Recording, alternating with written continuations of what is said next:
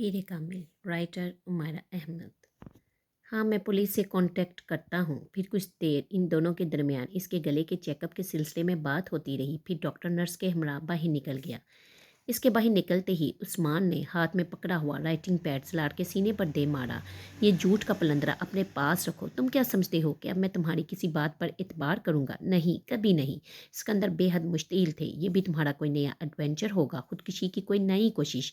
वो कहना चाहता था, फॉर गॉड सेक ऐसा नहीं है, मगर वो गुंगों की तरह इनका चेहरा देखता रहा। मैं क्या कहूँ डॉक्टर से कि इसको आदत है ऐसे तमाशों और ऐसी हरकतों की। ये पैदा ही इन्हीं कामों के लिए हुआ है। सलार्स ने सिकंदर उस्मान को कभी इस हद तक मुश्तिल नहीं देखा था। शायद वो वाकई अब इससे तंग आ चुके थे। तैयबा खामोशी से पास खड़ी थी। हर साल एक नया तमाशा, एक नई मुसीबत। आखिर तुम्हें पैदा करके क्या गुनाह कर बैठे हैं हम? सिकंदर उस्मान को यकीन था ये भी इसके किसी नए एडवेंचर का हिस्सा था। जो लड़का 4 बार खुद को मारने की कोशिश कर सकता था, इसके हाथ पांव पर मौजूद इन जख्मों को कोई डकैती करार नहीं दे सकता था, वो भी इस सूरत में जब इस वाक़ये का कोई गवाह नहीं था। सलार को शेर आया वाली कहानी याद आई। बास कहानियाँ वाकई सच्ची होती हैं। वो बार बार झूठ बोलकर अब अपना इत्मीनान गवा चुका था। शायद वो सब कुछ ही गवा चुका था। अपनी इज्जत, खुद इत्मीनादी, गुरूर, फ़ख्र, हर चीज़ वो किसी पताल में पहुंच गया था। कोई नया ड्रामा किए बड़े दिन गुजर गए थे तुम्हें, तो तुमने सोचा माँ बाप को महरूम क्यों रखूं, इन्हें खुद ख्वार और जलील किए बगैर बड़ा अरसा हो गया है, अब नई तकलीफ देनी चाहिए। हो सकता है सिकंदर ये ठीक कह रहा हो। आप पुलिस को गाड़ी के बारे में इत्तला तो दें। अब तैयबा राइटिंग पैड पर लिखी हुई तहरीर पढ़ने के बाद सिकंदर से कह रही थी, ये ठीक कह रहा है। कभी आज तक ठीक कहा है इसने मुझे?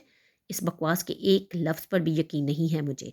तुम्हारा ये बेटा किसी दिन मुझे अपनी किसी हरकत की वजह से फांसी पर चढ़ा देगा और तुम कह रही हो कि पुलिस को इत्तला दूं, अपना मजाक बनवाऊं। कार के साथ भी कुछ ना कुछ किया होगा इसने, बेच दी होगी किसी को, या फेंक आया होगा। वह अब इसे वाकई गालियां दे रहे थे। इसने कभी इन्हें गालियां देते हुए नहीं सुना था। वो सिर्फ डांटा करते थे और वो इनकी डांट पर भी मुश्तिल हो जाता था।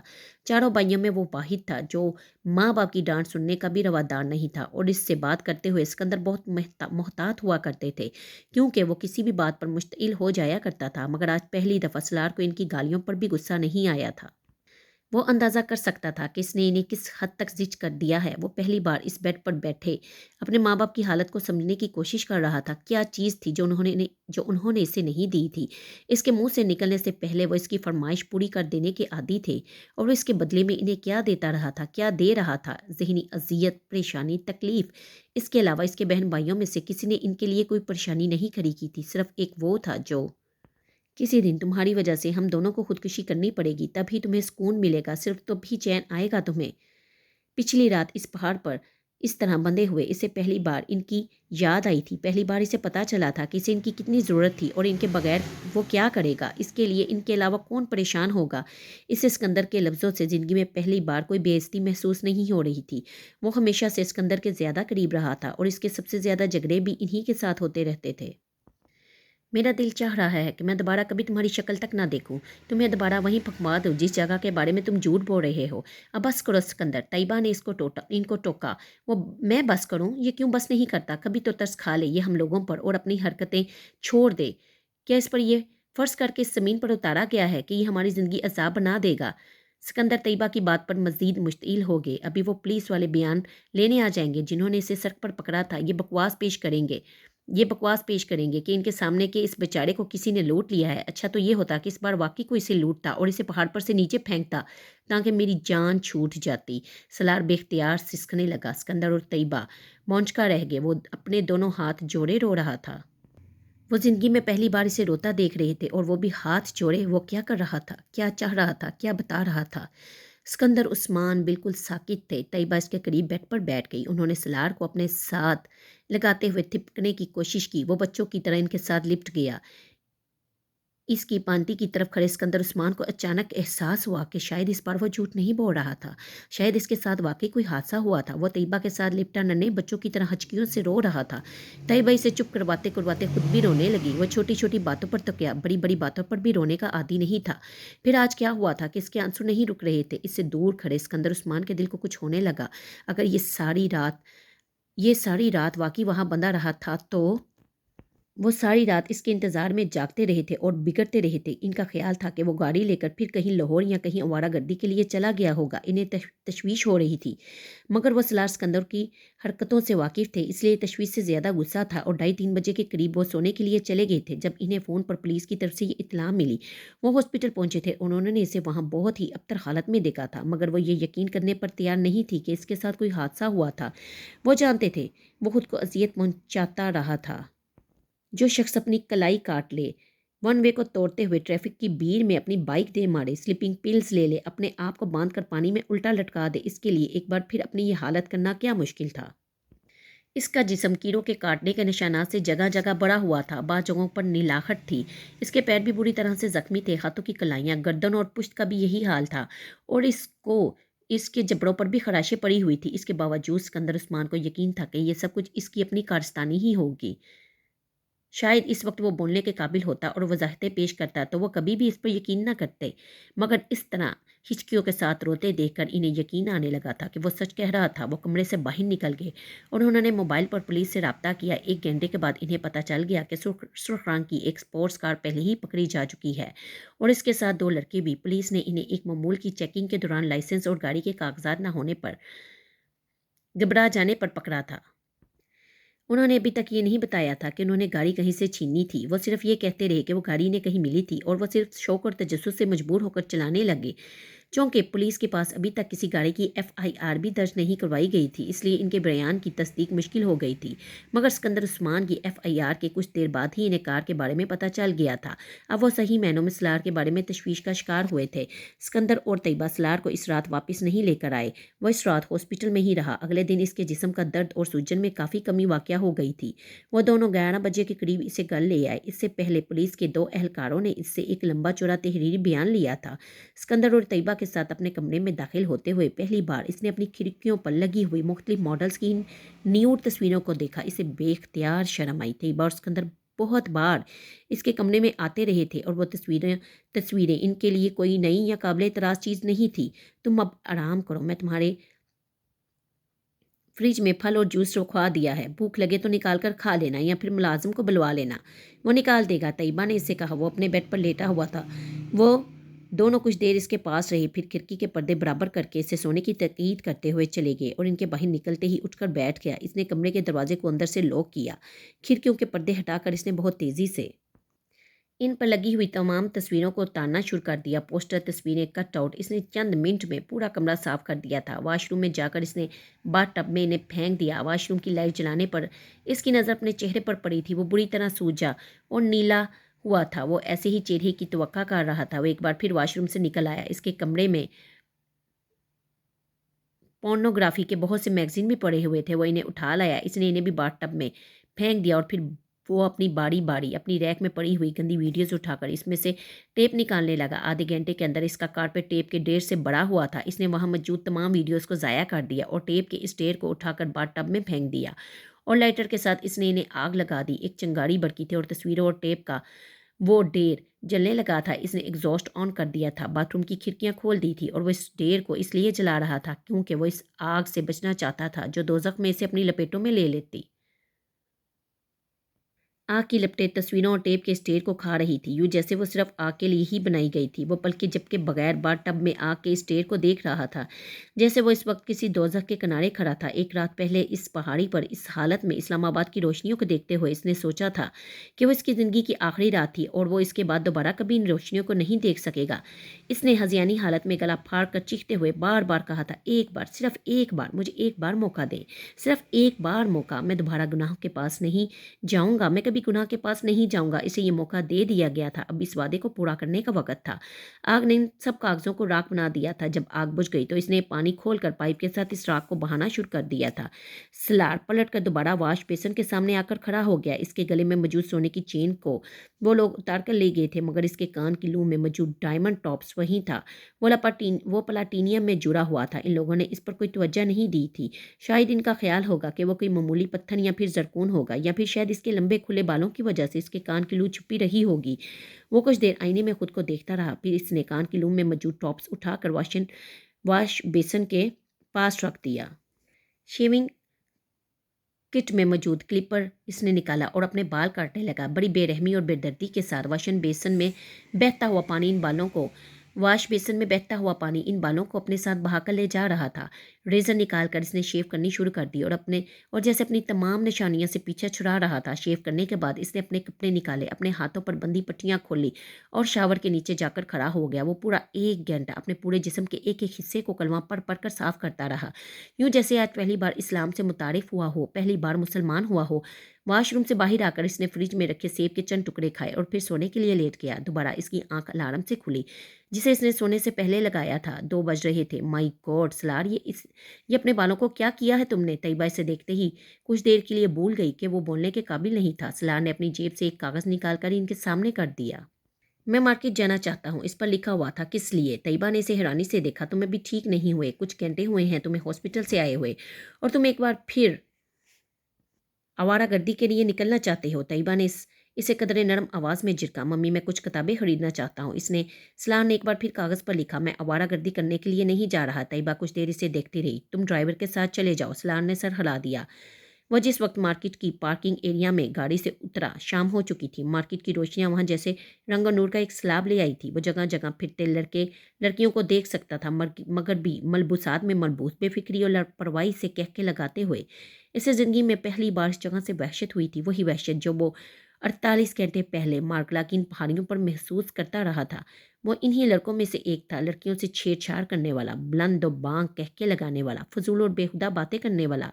अपना सर नीचे किए वो किसी भी चीज़ पर ध्यान दिए बगैर सामने नजर आने वाली बुक शॉप में चला गया। अपनी जेब से कागज़ निकालकर इसने दुकानदार को अपनी मतलूबा किताबों के बारे में बताया। वो कुरान पाक का एक तर्जमा और नमाज के बारे में कुछ दूसरी किताबें खरीदना चाहता था। वो कुरान पाक का एक तर्जमा और नमाज के बारे में दूसरी कुछ किताबें खरीदना चाहता था। दुकानदार ने इसे हैरानी से देखा। वो सलार को अच्छी तरह जानता था। वो वहाँ से पोर्नोग्राफी के गैर मुल्की मैगजीन्स और सिडनी शेल्डन और हियरलट रॉबिन्स समेत चंद दूसरे इंग्लिश नावल्स लिखने वालों के हर नए नावल को खरीदने का आदी था। सलार इसकी नज़रों के इस अजाब को समझता था। वो इससे नज़रें मिलाने की बजाय सिर्फ काउंटर पर देखता रहा। वह आदमी किसी सेल्समैन को हदायत देता रहा। फिर इसने सलार से कहा, आप बड़े दिन बाद आए हैं, कहीं गए हुए थे? स्टडीज़ के लिए बाहर। इसने सर हिलाते हुए सामने पड़े हुए कागज़ पर लिखा। और ये गले को क्या हुआ? बस ठीक नहीं है, इसने लिखा। सेल्समैन कुरान पाक का तर्जमा और दूसरी मतलूबा किताबें ले आया। हाँ, ये इस्लामी किताबों का आजकल बड़ा ट्रेंड चला हुआ है, लोग बहुत पढ़ने लगे हैं। बड़ी अच्छी बात है, ख़ास तौर पर बाहर जाकर तो ज़रूर पढ़ना चाहिए।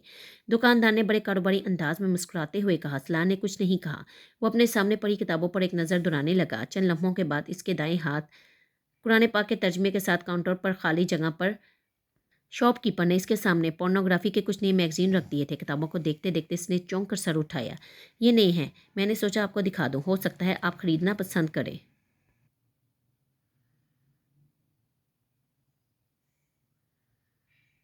सलार ने एक नज़र कुरान पाक के तर्जमे को देखा, दूसरी नज़र चंद इंच दूर पड़े इन मैगजीन को देखा। गुस्से की एक तेज़ लहर इसके अंदर उठी थी। क्यों? वो नहीं जानता था। अपने बाएं हाथ से इन मैगजीन को उठाकर वो जितनी दूर शॉप के अंदर फेंक सकता था इसने फेंक दिए। चंद लम्हों के लिए पूरी शॉप में खामोशी छा गई। सेल्समैन हक्का बक्का खड़ा था। बिल। सलार ने कागज़ पर घसीटा और सुर्ख चेहरे के साथ इस सेल्समैन की आंखों के सामने इस कागज़ को किया। सेल्समैन ने कुछ भी कहे बगैर अपने सामने पड़े कंप्यूटर पर इन किताबों का बिल बनाना शुरू कर दिया था जो इसके सामने रखी थी। चंद मिनटों में सलार ने बिल अदा किया और किताबें उठाकर दरवाजे की तरफ बढ़ गया। इडियट। दुकान से बाहर निकलते हुए इसने काउंटर के पास खड़ी एक लड़की का तबसरा सुना। महातिब कौन था? इसने मुड़कर देखने की जरूरत नहीं समझी। वो जानता था वो तबसरा इसी पर किया गया था। 2 हफ्ते बाद इसकी आवाज़ बहाल हो गई थी। अगरचे अभी इसकी आवाज़ बिल्कुल बैठी हुई थी, मगर वो बोलने के काबिल हो गया था और इन 2 हफ्तों में वो रुख की दरियाफ्त में मसरूफ़ रहा। वो ज़िंदगी में पहली बार ये काम कर रहा था। शायद ज़िंदगी में पहली बार इसे ये एहसास हो रहा था कि रुख भी कोई वजूद रखती है, और अगर रुख के साथ कोई मसला हो जाए तो वो ज़िंदगी में पहली बार खामोशी के एक लंबे फेज़ में दाखिल हुआ था। बोलना नहीं, सुनना, सिर्फ सुनना भी बाज़ दफ़ा बहुत अहम होता है। इसका अदराक इसे पहली बार हुआ था। इसे ज़िंदगी में रात से कभी खौफ नहीं आया था। इस वाक़ये के बाद इसे रात से बेतहाशा खौफ आने लगा था। वो कमरे की लाइट ऑन करके सोता था। इसने पुलिस कस्टडी में इन दोनों लड़कों को पहचान लिया था, मगर वो पुलिस के साथ इस जगह पर जाने के लिए तैयार नहीं हुआ था। جہاں اس شام وہ اسے باندھ کر چھوڑ گئے تھے، وہ دوبارہ کسی ذہنی پراگندگی کا شکار ہونا نہیں چاہتا تھا۔ اس نے زندگی میں اس سے پہلے کبھی اتنی بے خواب راتیں نہیں گزاری تھی، مگر اب یہ ہو رہا تھا۔ وہ سلیپنگ پلز کے بغیر سونے میں کامیاب نہیں ہوتا تھا، اور بعض دفعہ جب وہ سلیپنگ پلز نہ لیتا تو وہ ساری رات جاگتے ہوئے گزار دیتا۔ اس نے نیو ہیون میں بھی ایسے ہی چند ہفتے گزارے تھے، اتنی ہی تکلیف تھا اور اذیت ناک، مگر تب الجھن اور اضطراب تھا، یا شاید کسی حد تک پچھتاوا۔ مگر اب وہ ایک تیسری کیفیت سے گزر رہا تھا، خوف سے۔ وہ اندازہ نہیں کر پا رہا تھا کہ اس رات اسے کس چیز سے زیادہ خوف آیا تھا، موت سے، قبر سے، یا پھر دوزخ سے۔ امامہ نے کہا تھا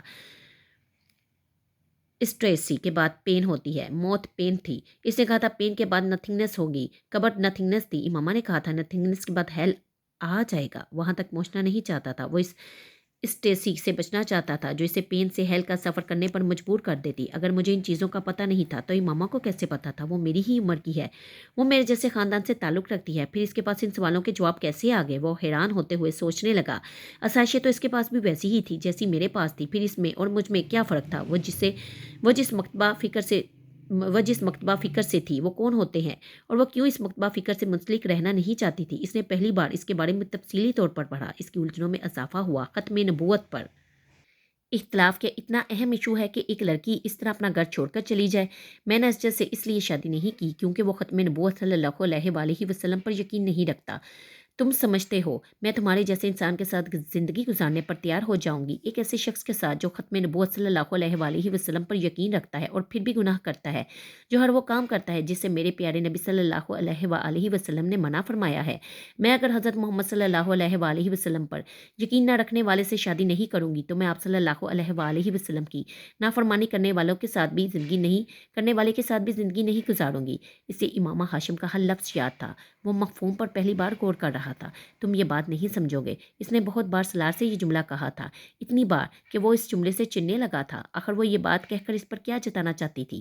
یہ کہ وہ کوئی بہت بڑی اسکالر یا پارسا تھی اور وہ اس سے بہت کمتر۔ اب وہ سوچ رہا تھا، وہ بالکل ٹھیک کہتی تھی، وہ واقعی تب کچھ بھی سمجھنے کے قابل نہیں تھا۔ کیچڑ میں رہنے والا کیڑا یہ کیسے جان سکتا تھا کہ وہ کس گندگی میں رہتا ہے؟ اس سے اپنے بجائے دوسرے گندگی میں لپٹے اور گندگی میں رہتے نظر آتے تھے، وہ بھی تب گندگی میں ہی تھا۔ مجھے تمہاری آنکھوں سے، تمہارے کھلے گریبان سے گن آتی ہے۔ اسے پہلی بار اب ان دونوں چیزوں سے گن آئی۔ آئینے کے سامنے رکھے ہونے پر یہ جملہ کسی بز ورڈ کی طرح کئی ماہ تک اس کے کانوں میں گونجتا رہا۔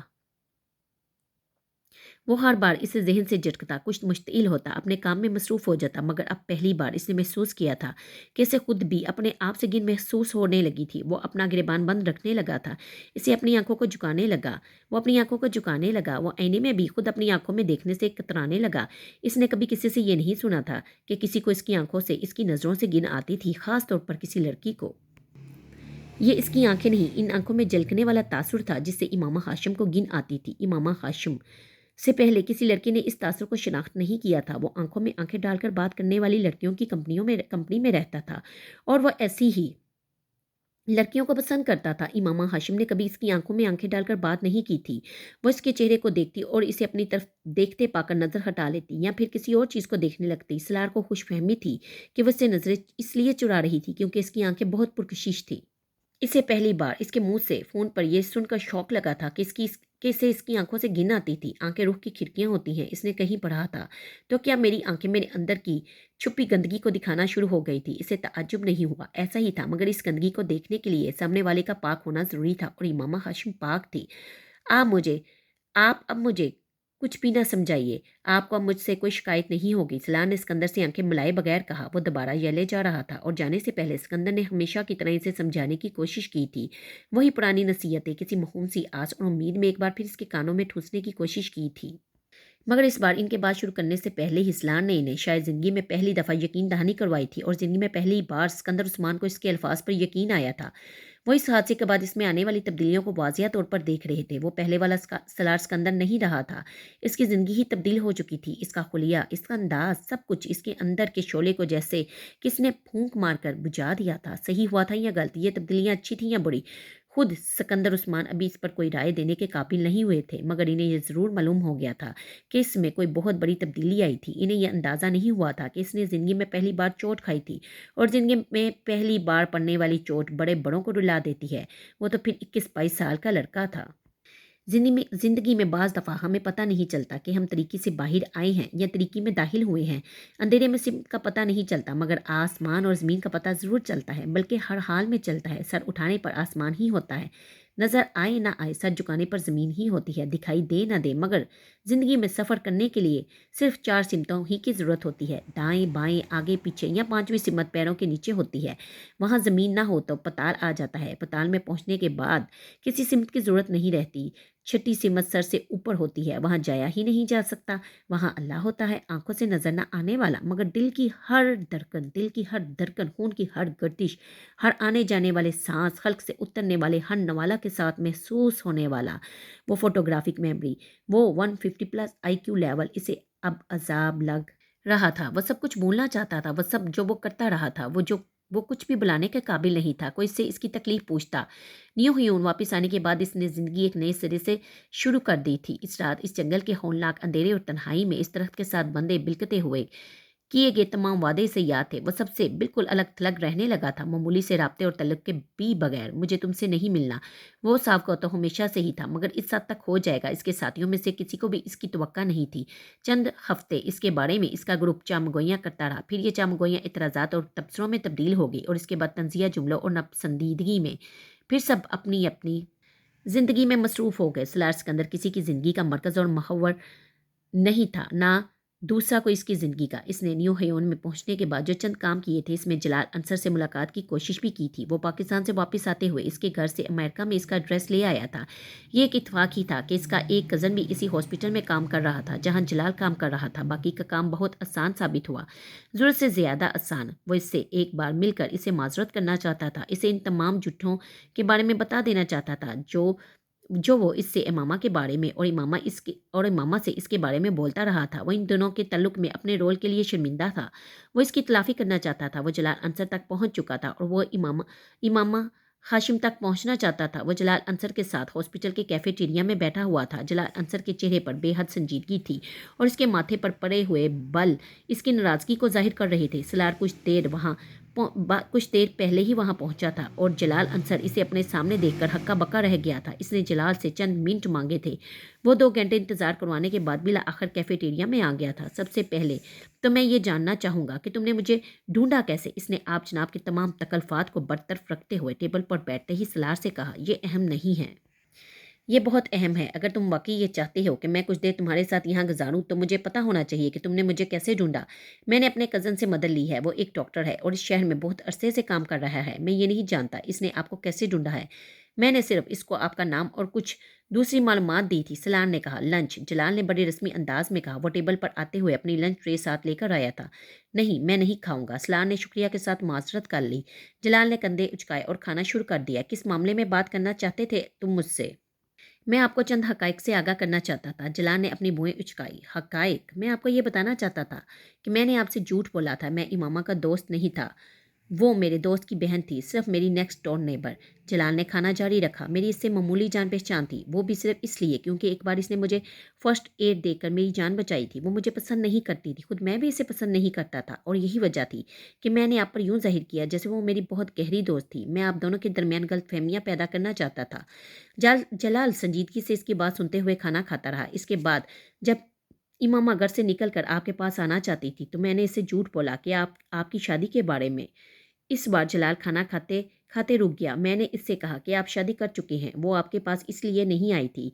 मुझे बाद में एहसास हुआ कि मैंने बहुत नामनासिब हरकत की है, मगर इस वक्त तक देर हो चुकी थी। इमामा से मेरा कोई राब्ता नहीं था, मगर ये एक इत्तेफाक है कि आपसे मेरा राब्ता हो गया। मैं आपसे एक्सक्यूज़ करना चाहता हूँ। मैं तुम्हारी माजरत कबूल करता हूँ, मगर मैं नहीं समझता कि तुम्हारी वजह से मेरे और इमामा के दरमियान कोई गलत फहमी पैदा हुई। मैं पहले ही इससे शादी न करने का फैसला कर चुका था। जलाल ने बड़ी साफ गोई से कहा। वो आपसे बहुत मोहब्बत करती थी। सलार ने धीमी आवाज़ में कहा। हाँ, मैं जानता हूँ, मगर शादी वगैरह में सिर्फ मोहब्बत तो नहीं देखी जाती, और भी बहुत कुछ देखा जाता है। जलाल बहुत हकीकत पसंदाना अंदाज में कह रहा था। जलाल, क्या ये मुमकिन नहीं है कि आप इससे शादी कर लें? पहली बात ये कि मेरा इसके साथ कोई राब्ता नहीं है, और दूसरी बात ये कि मेरा इसके साथ राब्ता होता भी तब भी मैं इससे शादी नहीं कर सकता। इसको आपके सहारे की ज़रूरत है। सलार ने कहा। मैं नहीं समझता कि इसे मेरे सहारे की ज़रूरत है। अब तो बहुत अरसा गुजर चुका है, अब तक वो कोई ना कोई सहारा तलाश कर चुकी होगी। जलाल ने इत्मीनान से कहा। हो सकता है इसने ऐसा ना किया हो, वो अभी भी आपका इंतज़ार कर रही हो। मैं इस तरह के इम्कानात पर गौर करने का आदी नहीं हूँ। मैंने तुम्हें बताया है कि मेरे लिए अपने कैरियर की इस स्टेज पर शादी करना मुमकिन ही नहीं है, वो भी इससे। क्यों? इस क्यों का जवाब मैं तुम्हें क्यों दूँ? तुम्हारा इस सारे मामले में से कोई ताल्लुक नहीं है। मैं इससे क्यों शादी नहीं करना चाहता, मैं तब ही इसे बता चुका हूँ, और इतने अरसे के बाद तुम दोबारा आकर फिर वही पंडोरा बॉक्स खोलने की कोशिश कर रहे हो। जलाल ने कदरे नाराज़गी से कहा। मैं सिर्फ इस नुकसान की तलाफी करने की कोशिश कर रहा हूँ जो मेरी वजह से आप दोनों का हुआ है। सलान ने नरमी से कहा, मेरा कोई नुकसान नहीं हुआ और इमामा का भी नहीं हुआ होगा। तुम ज़रूरत से ज़्यादा हसास हो रहे हो। जलाल ने सलाद के चंद टुकड़े मुंह में डालते हुए इत्मीनान से कहा। सलार इसे देखता रहा। वो समझ नहीं पा रहा था कि वो इसे अपनी बात कैसे समझाए। मैं आपको इसके ढूंढने में मदद कर सकता हूँ, इसने कुछ देर बाद कहा, मगर मैं इसे ढूंढना नहीं चाहता। शादी मुझे इससे नहीं करनी, तो फिर ढूंढने का क्या फ़ायदा? सलार ने एक गहरा सांस लिया। आप जानते हैं इसने किस लिए घर छोड़ा था? मेरे लिए बहरहाल नहीं छोड़ा था। जलाल ने बात काटी। आपके लिए नहीं छोड़ा था, मगर जिन वजूहात की बिना पर छोड़ा था, क्या एक मुसलमान के तौर पर आपको उसकी मदद नहीं करनी चाहिए? जबकि आप भी ये जानते हैं कि वो लड़की आपसे बहुत मोहब्बत करती है, आपसे बहुत इंस्पायर्ड है। मैं दुनिया में कोई वाहिद मुसलमान नहीं हूँ और ना ही मुझ पर यह फ़र्ज़ कर दिया गया है कि मैं इसकी मदद ज़रूर करूँ। मेरी एक ही ज़िंदगी है और मैं इसे किसी दूसरे की वजह से तो ख़राब नहीं कर सकता। और फिर तुम भी मुसलमान हो, तुम क्यों नहीं शादी करते इससे? मैंने तो तब भी तुमसे कहा था कि तुम इससे शादी कर लो। तुम वैसे भी इसके लिए नरम गोशा रखते हो। जलाल अंसर ने कदरे चुपते हुए अंदाज में कहा। सलार इसे खामोशी से देखता रहा। वो इसे बता नहीं सकता था कि वो इससे शादी कर चुका है। शादी वो मुझे पसंद नहीं करती, इसने कहा। मैं इस सिलसिले में इसे समझा सकता हूँ। तुम मेरा इससे राब्ता करवा दो तो मैं इसे तुमसे शादी पर तैयार कर लूँगा। अच्छे आदमी हो तुम, ख़ानदान भी ठीक ठाक ही होगा तुम्हारा। कार तो 1.5 साल पहले भी बड़ी शानदार रखी हुई थी तुमने। इसका मतलब है रुपया पैसा होगा तुम्हारे पास। वैसे यहाँ किस लिए आए हो? एमबीए कर रहा हूँ, फिर तो कोई मसला ही नहीं, जॉब तुम्हें मिल जाएगी, रुपया वैसे भी तुम्हारे पास बहुत है। लड़कियों को और क्या चाहिए? मामा तो वैसे भी तुम्हें जानती है। जलाल ने चुटकी बजाते हुए मसला हल कर दिया था। सारा मसला तो इसी जान ने नहीं पैदा किया है, वह मुझे ज़रूरत से ज़्यादा जानती है। सलाल ने जलाल को देखते हुए सोचा। वो आपसे मोहब्बत करती है। सलाल ने जैसे से याद दिलाया। अब इसमें मेरा कोई कसूर नहीं है। लड़कियां कुछ ज़्यादा ही जज्बाती होती हैं इस मामले में। जलाल ने कदरे बेजारी से कहा। ये वन साइडेड लव अफेयर तो नहीं होगा। आप किसी न किसी हद तक इसमें इन्वॉल्व तो ज़रूर होंगे। सलार ने कदरे संजीदगी से कहा। हाँ, थोड़ा बहुत इन्वॉल्व था, मगर वक्त और हालात के साथ साथ तरजीहात भी बदलती रहती हैं इंसान की।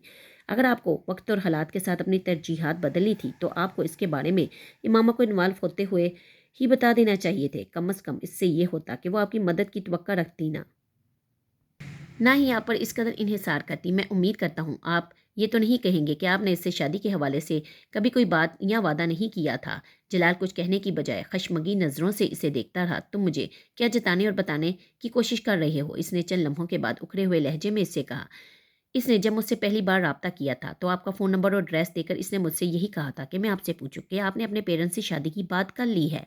मैंने इसे अपना फ़ोन दिया था ताकि वो आपसे ये बात खुद पूछ ले। यकीनन इस्लामाबाद आने से पहले आपने इससे ये कहा होगा कि आप इससे शादी के लिए अपने पेरेंट्स से बात करेंगे। आपने यकीनन पहले मोहब्बत वगैरह के इजहार के बाद इसे प्रपोज़ किया होगा।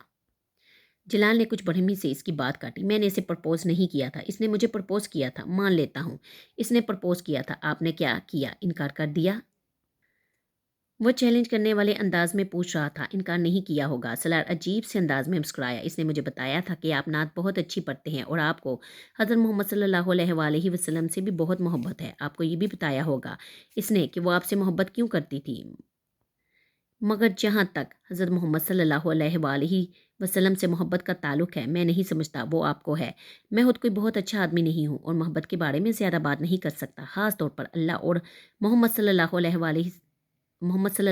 अलैहि वसल्लम से मोहब्बत के बारे में। मगर इतना मैं ज़रूर जानता हूँ कि जो शख्स अल्लाह या इसके प्यारे नबी सल्लल्लाहु अलैहि वसल्लम से मोहब्बत का दावा करता है या लोगों को ये इंप्रेशन देता फिरता है, वो मदद के लिए फैले हुए हाथ को नहीं झटक सकता, ना ही वो किसी को धोखा और फ़रेब देगा। सलार उठकर खड़ा हो गया। और मैं तो आपसे रिक्वेस्ट कर रहा हूँ इसकी मदद के लिए। हो सकता है इसने भी 1.5 साल पहले की हो, फिर भी अगर आप इनकार पर मिसर हैं तो मैं या कोई आपको तो मजबूर नहीं कर सकता, मगर आप से मिलकर और आपसे बात करके मुझे बहुत मायूसी हुई। इसने अलविदाई मुसाफा के लिए जलाल की तरफ हाथ बढ़ाया।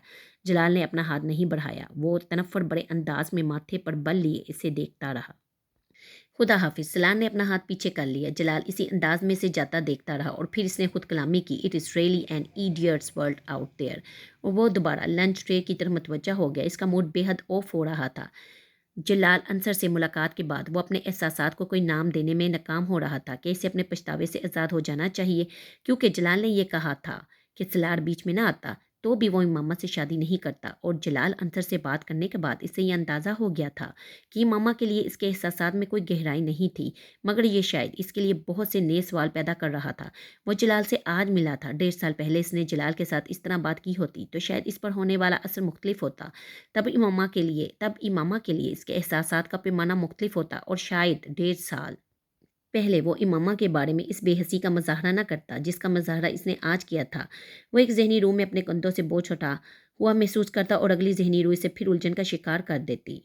MBA کا دوسرا سال بہت پرسکون گزرا تھا۔ پڑھائی کے علاوہ اس کی زندگی میں اور کوئی سرگرمی نہیں رہی تھی۔ وہ گیمز پر صرف ڈسکشنز میں ہی اپنے کلاس فیلو کے ساتھ گفتگو کرتا یا پھر گروپ پروجیکٹس کے سلسلے میں ان کے ساتھ وقت گزارتا۔ باقی کا سارا وقت وہ لائبریری میں گزار دیتا۔ ویکنڈ پر اس کی واحد سرگرمی اسلامک سینٹر جانا تھا، جہاں وہ ایک عرب سے قرآن پاک تلاوت کرنا سیکھا کرتا تھا، پھر وہ قرآن پاک کے ان اسباق کو دہرایا کرتا۔ پھر اسی عربی سے اس نے عربی سیکھنا شروع کر دیا۔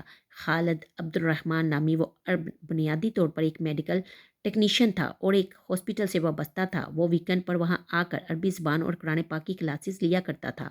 وہ اس کا کام کا کوئی معاوضہ نہیں لیا کرتا تھا، بلکہ اسلامک سینٹر کی لائبریری میں موجود کتابوں کی ایک بڑی تعداد بھی اسی کے دوست اور رشتہ داروں کی طرف سے عطیہ کی گئی تھی۔ قرآن پاک کی ان کلاسز کے دوران ایک دن اس نے سلار سے کہا، تم قرآن پاک کیوں حفظ نہیں کرتے؟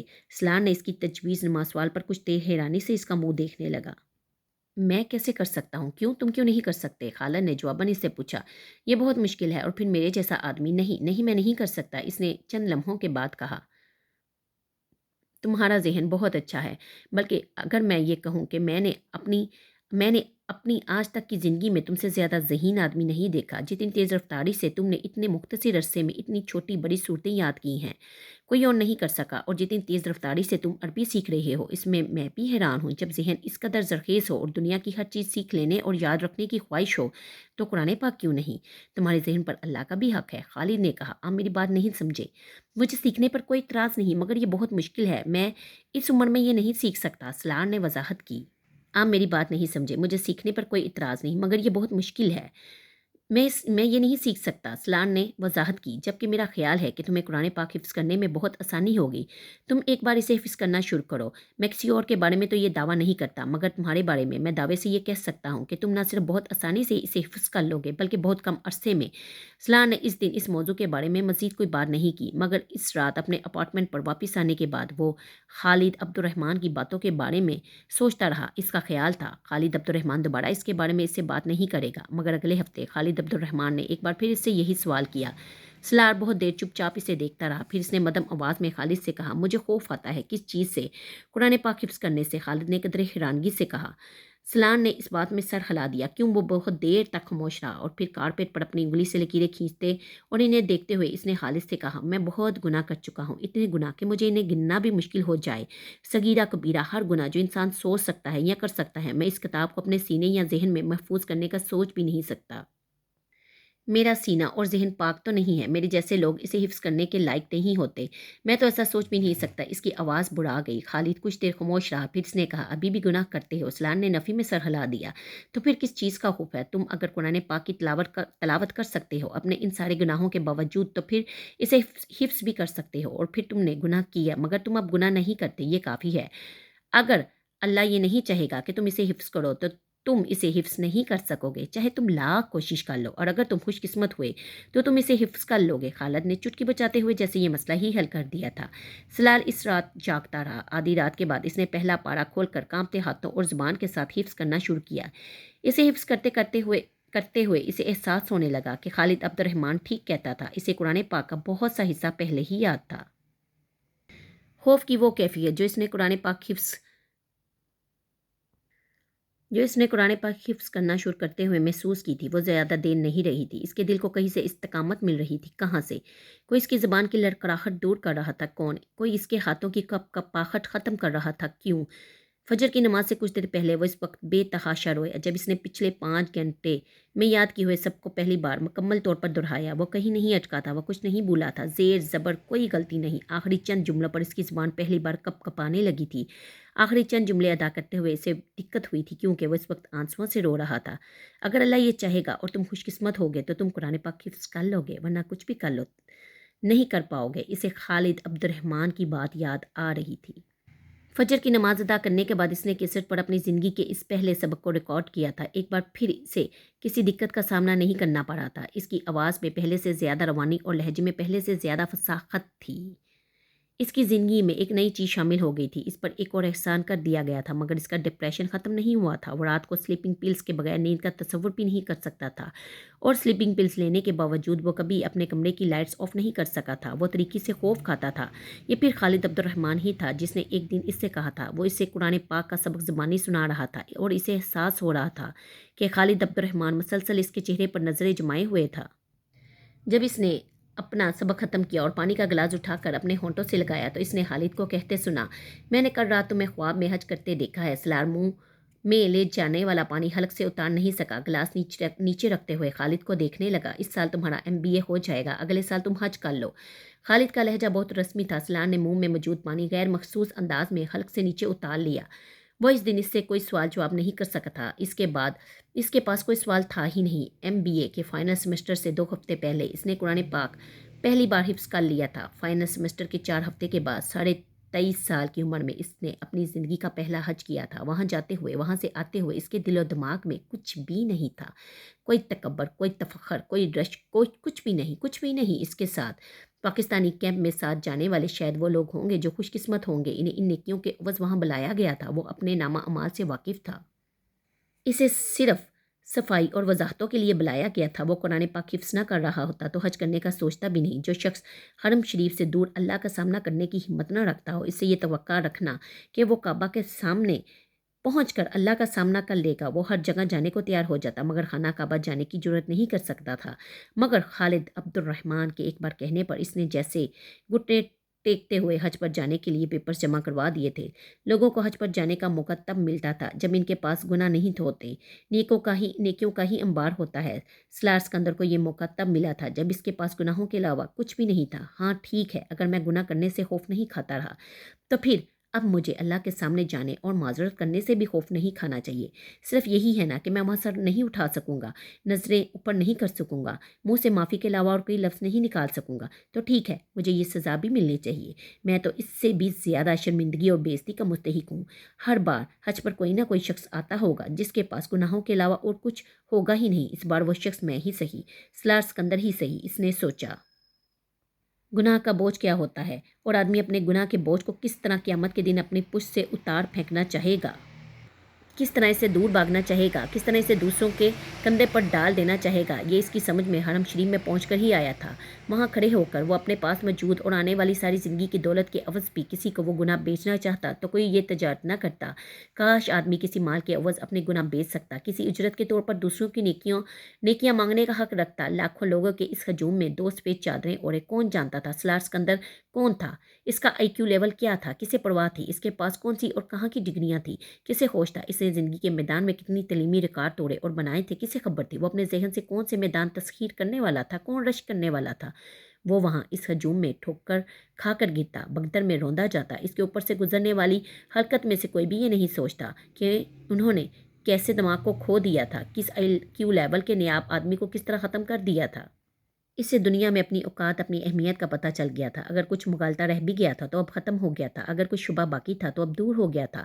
فخر، تکبر، رشک، انا، خود پسندی، خود ستائشی کے ہر بچے ہوئے ٹکڑے کو نچوڑ کر اس کے اندر سے پھینک دیا گیا تھا اور ان ہی علائشوں کو دور کروانے کے لیے وہاں آیا تھا۔ MBA میں اس کی شاندار کامیابی کے کسی کے لیے بھی حیران کن نہیں تھی۔ اس کے ڈپارٹمنٹ میں ہر ایک کو پہلے ہی سے اس کا اندازہ تھا۔ اس کے اور اس کے کلاس فیلوز کے پروجیکٹس اور اسائنمنٹس میں اتنا فرق ہوتا تھا کہ اس کے پروفیسرز کو یہ ماننے میں کوئی آر نہیں تھا کہ وہ مقابلے کی دوڑ میں 10 گز آگے دوڑ رہا تھا، اور MBA کے دوسرے سال میں اس نے اس سارے فاصلے کو اور بڑھا دیا تھا۔ اس نے इंटर्नशिप अक़वाम मुत्तहदा की एक एजेंसी में की थी और इसका MBA मुकम्मल होने से पहले ही इस एजेंसी के अलावा इसके पास 7 मुख्तलिफ मल्टीनेशनल कंपनीज़ की तरफ से ऑफ़र्स मौजूद थी। तुम अब आगे क्या करना चाहते हो? इसके रिज़ल्ट के मुतल्लिक जानने के बाद सिकंदर उस्मान ने अपने पास बुलाकर पूछा था। मैं वापस अमेरिका जा रहा हूँ। मैं यूनाइटेड नेशंस के साथ ही काम करना चाहता हूँ, लेकिन मैं चाहता हूँ कि तुम अपना बिज़नेस शुरू करो, मेरे बिज़नेस में शामिल हो जाओ। सिकंदर उस्मान ने इससे कहा, पापा मैं बिज़नेस नहीं कर सकता, बिज़नेस वाला टेम्परामेंट नहीं है मेरा, मैं जॉब करना चाहता हूँ और मैं पाकिस्तान में भी रहना नहीं चाहता। सिकंदर उस्मान हैरान हुए, तुमने पहले कभी जिक्र नहीं किया कि तुम पाकिस्तान रहना नहीं चाहते, तुम मुस्तकिल तौर पर अमेरिका में सेट होना चाहते हो। पहले मैंने अमेरिका में सेटल होने के बारे में नहीं सोचा था, लेकिन अब मैं वही रहना चाहता हूँ। क्यों? वो इनसे ये कहना नहीं चाहता था कि पाकिस्तान में इसका डिप्रेशन बढ़ जाता है। वो मुसलसल इमामा के बारे में सोचता रहता था। वहाँ हर चीज़ इसे इमामा की याद दिलाती थी। इसके पछतावे और एहसास से जुर्म में इजाफा होता जाता था। मैं यहाँ एडजस्ट नहीं हो सकता। सिकंदर उस्मान कुछ देर इसे देखते रहे। हालांकि मेरा ख्याल है तुम एडजस्ट हो सकते हो। सलाह जानता था इनका इशारा किस तरफ था, मगर वो खामोश रहा। जॉब करना चाहते हो? ठीक है, चंद साल जॉब कर लो, लेकिन इसके बाद आकर मेरे बिजनेस को देखो। ये सब कुछ मैं तुम लोगों के लिए ही इस्टेब्लिश कर रहा हूँ, दूसरों के लिए नहीं। वो कुछ देर से समझाते रहे। सलार खामोशी से इनकी बातें सुनता रहा। एक हफ्ते के बाद वो दोबारा अमेरिका आ गया था और इसके चंद हफ्ते के बाद इसने यूनिसेफ में जॉब शुरू कर दी। वो न्यू हयोन से न्यूयॉर्क चला गया था। ये एक नई जिंदगी का आगाज़ था और वहाँ आने के चंद हफ्ते के बाद इसे ये अंदाज़ा भी हो गया था कि वो कहीं फ़रार हासिल नहीं कर सकता था और वो इसे वहाँ भी इसी तरह याद आ रही थी। इसका एहसास जुर्म वहाँ भी इसका साथ छोड़ने पर तैयार नहीं था। वो 16 से 18 घंटे तक काम करने लगा। वो एक दिन भी 3-4 घंटे से ज़्यादा कभी नहीं सोया और दिन रात की इस मसरूफियत ने इसे बड़ी हद तक नॉर्मल कर दिया था। अगर एक तरफ काम के इस अनबान ने इसके डिप्रेशन में कमी की थी, तो दूसरी तरफ वो अपने अदारे के नुमाया तरीन वर्कर्स में शुमार होने लगा था। यूनिसेफ के मुख्तलिफ प्रोजेक्ट के सिलसिले में वो एशिया, अफ्रीका और लतीनी अमेरिका के ममालिक जाने लगा। गुर्बत और बीमारी को वो पहली दफ़ा अपनी आंखों से इतनी करीब से देख रहा था।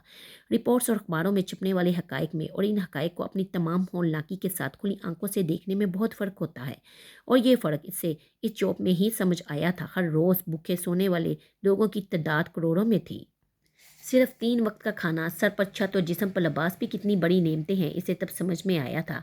वो यूनिसेफ की टीम के साथ चार्टर्ड तैयारों में सफ़र करते हुए अपनी ज़िंदगी के बारे में सोचता। इसने ज़िंदगी में ऐसे कौन से कारनामे अंजाम दिए थे कि इसे वो पुरआसाइश ज़िंदगी दी गई थी जो वो गुजार रहा था, और इन लोगों से क्या गुनाह हुए थे कि वो ज़िंदगी की तमाम बुनियादी ज़रूरियात से महरूम थे। सिर्फ ज़िंदा रहने की ख्वाहिश में खुराक के इन पैकेट्स के पीछे भागते फिरते थे। वो सारी सारी रात जागकर अपने दायरे के लिए मुमकिन स्कीमें और प्लान बनाता रहता। कहाँ खुराक की डिस्ट्रीब्यूशन कैसे हो सकती है, क्या बेहतरी लाई जा सकती है, कहाँ मज़ीद अमदाद की ज़रूरत है, किन इलाकों में किस तरह के प्रोजेक्ट्स दरकार थे। वो बाज़ दफ़ा 48 घंटे बगैर सोए काम करता रहता। इसके बनाए हुए प्रपोजल और रिपोर्ट्स तकनीकी लिहाज से इतने मरबूत होते थे कि इनमें कोई खामी ढूंढना किसी के लिए मुमकिन नहीं रहता था। और इसकी ये खसूसियात इसकी साख और नाम को और भी मुस्तहकम करती जा रही थी। अगर मुझे अल्लाह ने दूसरों से बेहतर ज़हन और सलाहियतें दी हैं, तो मुझे इन सलाहियतों को दूसरों के लिए इस्तेमाल करना चाहिए। मैं दूसरों की ज़िंदगी में ज़्यादा से ज़्यादा आसानी ला सकूं, दूसरों की ज़िंदगी को बेहतर कर सकूं। वो काम करते हुए इसके अलावा और कुछ नहीं सोचता था। यूनिसेफ के लिए काम करने के दौरान ही इसने एमफिल करने का सोचा था, और फिर इसने एमफिल में एडमिशन ले लिया था। इवनिंग क्लासेस को ज्वाइन करते हुए इसे कतन किसी किस्म का कोई शुबा नहीं था कि वो अपने आप को एक बार फिर ज़रूरत से ज़्यादा मसरूफ़ कर रहा था, मगर इसके पास इसके अलावा और कोई रास्ता नहीं था। काम इसका जुनून बन चुका था, या शायद इससे भी 2 कदम आगे बढ़कर एक मिशन।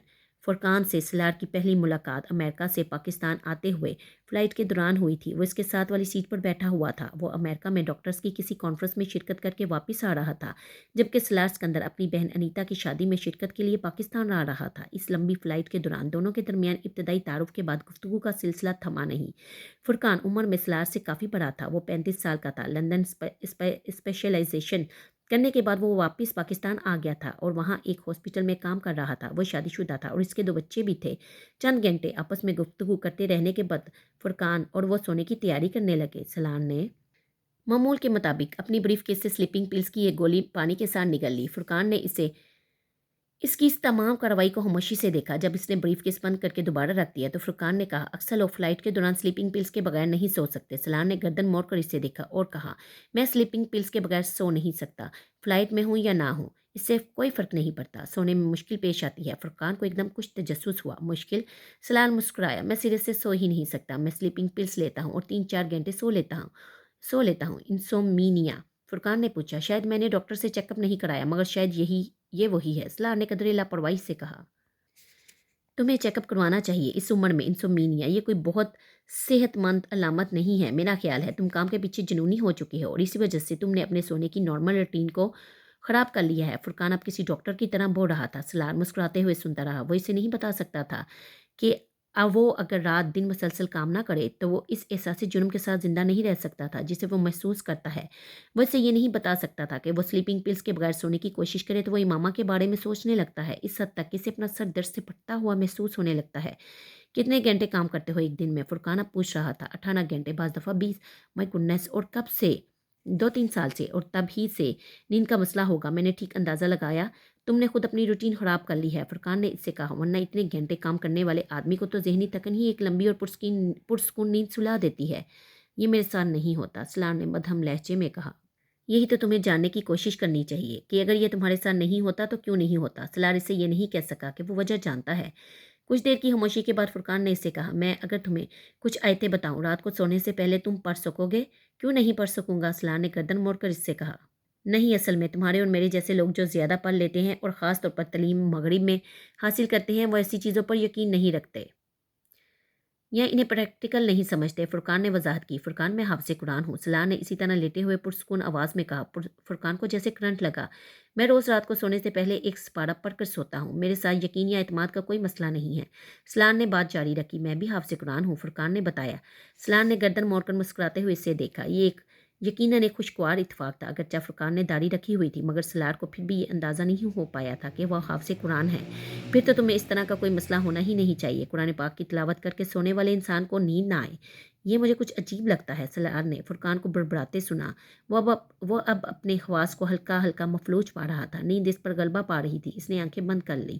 تمہیں کوئی پریشانی ہے؟ اس نے فرقان کی آواز سنی۔ وہ نیند کی گولیوں کے زیر اثر نہ ہوتا تو مسکرا کر انکار کر دیتا، مگر وہ جس حالت میں تھا وہ انکار نہیں کر سکا۔ ہاں، مجھے بہت زیادہ پریشانی ہے، مجھے سکون نہیں ہے، مجھے لگتا ہے میں مسلسل کسی صحرا میں سفر کر رہا ہوں۔ پچھتاوے اور احساس جرم مجھے چھوڑتے ہی نہیں۔ مجھے کسی پیر کامل کی تلاش ہے جو مجھے اس تکلیف سے نکال دے، جو مجھے میری زندگی کا راستہ دکھا دے۔ فرقان دم بخود اس کا چہرہ دیکھ رہا تھا۔ سلار کی آنکھیں بند تھیں، مگر وہ اس کی آنکھوں کے کونوں سے نکلتی نمی کو دیکھ سکتا تھا۔ اس کی آواز میں بھی بے ربطی اور لڑکھڑاہٹ تھی۔ وہ اس وقت لاشعوری طور پر سلیپنگ پلس کے زیر اثر بول رہا تھا۔ وہ اب خاموش ہو چکا تھا۔ فرقان نے مزید کوئی سوال نہیں کیا۔ بہت ہموار انداز میں چلنے والی اس کی سانسیں بتا رہی تھی کہ وہ نیند میں جا چکا ہے۔ جہاز میں ہونے والی وہ ملاقات وہیں ختم نہیں ہوئی، وہ دونوں جاگنے کے بعد بھی آپس میں گفتگو کرتے رہے۔ فرقان نے سلار سے ان چند جملوں کے بارے میں نہیں پوچھا تھا جو اس نے نیند کی آغوش میں سماتے ہوئے بولے تھے۔ خود سلار کو بھی اندازہ نہیں تھا کہ اس نے سونے سے پہلے اس سے کچھ کہا تھا، اگر کہا تھا تو کیا کہا تھا۔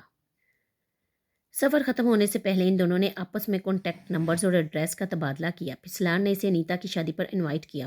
فرقان نے آنے کا وعدہ کیا، مگر سلار کو اس کا یقین نہیں تھا۔ ان دونوں کی فلائٹ کراچی تک تھی، پھر سلار کو اسلام آباد کی فلائٹ لینی تھی، جبکہ فرقان کو لاہور کی۔ ایئرپورٹ پر فرقان نے بڑی گرمجوشی کے ساتھ اس سے الوداعی مصافحہ کیا۔ انیتا کی شادی میں 3 دن باقی تھے اور سلار کے پاس ان 3 دنوں کے لیے بہت سے کام تھے، کچھ شادی کی مصروفیات اور کچھ اس کے اپنے مسائل۔ وہ اگلے دن شام کو اس وقت حیران ہوا جب فرقان نے اسے فون کیا۔ 10-15 منٹ دونوں کی گفتگو ہوتی رہی۔ فون بند کرنے سے پہلے سلار نے ایک بار پھر اسے انیتا کی شادی کے بارے میں یاد دلایا۔ یہ کوئی یاد دلانے والی بات نہیں ہے، مجھے اچھی طرح یاد ہے، میں ویسے بھی اس ویکنڈ پر اسلام آباد ہی آؤں گا، فرقان نے جواباً کہا۔ وہاں مجھے اپنے گاؤں میں اپنا اسکول دیکھنے بھی جانا ہے، اس کی بلڈنگ میں کچھ اضافی تعمیر ہو رہی ہے، اس سلسلے میں تو اسلام آباد میں اس بار میرا قیام کچھ لمبا ہی ہوگا۔ سلار نے اس کی بات کو کچھ دلچسپی سے سنا۔ گاؤں، اسکول؟ کیا مطلب؟ ایک اسکول چلا رہا ہوں میں وہاں اپنے گاؤں میں۔ فرقان نے اسلام آباد کے نواحی علاقے میں سے ایک کا نام لیا، بلکہ کئی سالوں سے۔ کس لیے؟ فرقان کو اس کے سوال نے حیران کیا۔ لوگوں کی مدد کے لیے؟ اور کس لیے؟ چیریٹی ورک ہے؟ نہیں، چیریٹی ورک نہیں ہے، یہ میرا فرض ہے، یہ کسی پر کوئی احسان نہیں ہے۔ فرقان نے بات کرتے کرتے موضوع بدل دیا۔ اسکول کے بارے میں مزید گفتگو نہیں ہوئی اور فون بند ہو گیا۔ فرقان انیتا کی شادی پر واقعی آ گیا تھا اور وہ خاصی دیر وہاں رکا، مگر سلار کو محسوس ہوا کہ وہ کچھ حیران تھا۔ تمہاری فیملی تو خاصی مغرب زدہ ہے، سلار کو یکدم اس کی الجھن اور حیرانی کی وجہ سمجھ میں آ گئی۔ میرا خیال ہے کہ تمہاری فیملی کچھ کنزرویٹو سی ہوگی، क्योंकि तुमने बताया था कि तुम हाफ़िज़ कुरान हो और तुम्हारा लाइफ़स्टाइल मुझे कुछ सादा-सा लगा। मगर यहाँ आकर मुझे हैरानी हुई, तुम और तुम्हारी फ़ैमिली में बहुत फ़र्क है। I think you are the odd one out. वह अपने आखिरी जुमले पर खुद ही मुस्कुराया। वो दोनों अब फुरकान की गाड़ी के करीब पहुँच चुके थे। मैंने सिर्फ़ 2 साल पहले कुरान पाक हिफ़्ज़ किया और 2-3 साल से ही मैं ओड वन आउट हुआ हूँ। पहले मैं अपनी फ़ैमिली से भी ज़्यादा मग़रिब ज़्यादा था, इसने फुरकान को बताया। 2 साल पहले कुरान पाक हिफ़्ज़ किया, अमेरिका में अपनी स्टडीज़ के दौरान। मुझे यकीन नहीं आ रहा। फुरकान ने भी यकीनी से सर हिलाया। कितने अरसे में किया? तकरीबन 8 माह में। फुरकान बहुत देर तक कुछ नहीं कह सका। वो सिर्फ उसका चेहरा देखता रहा।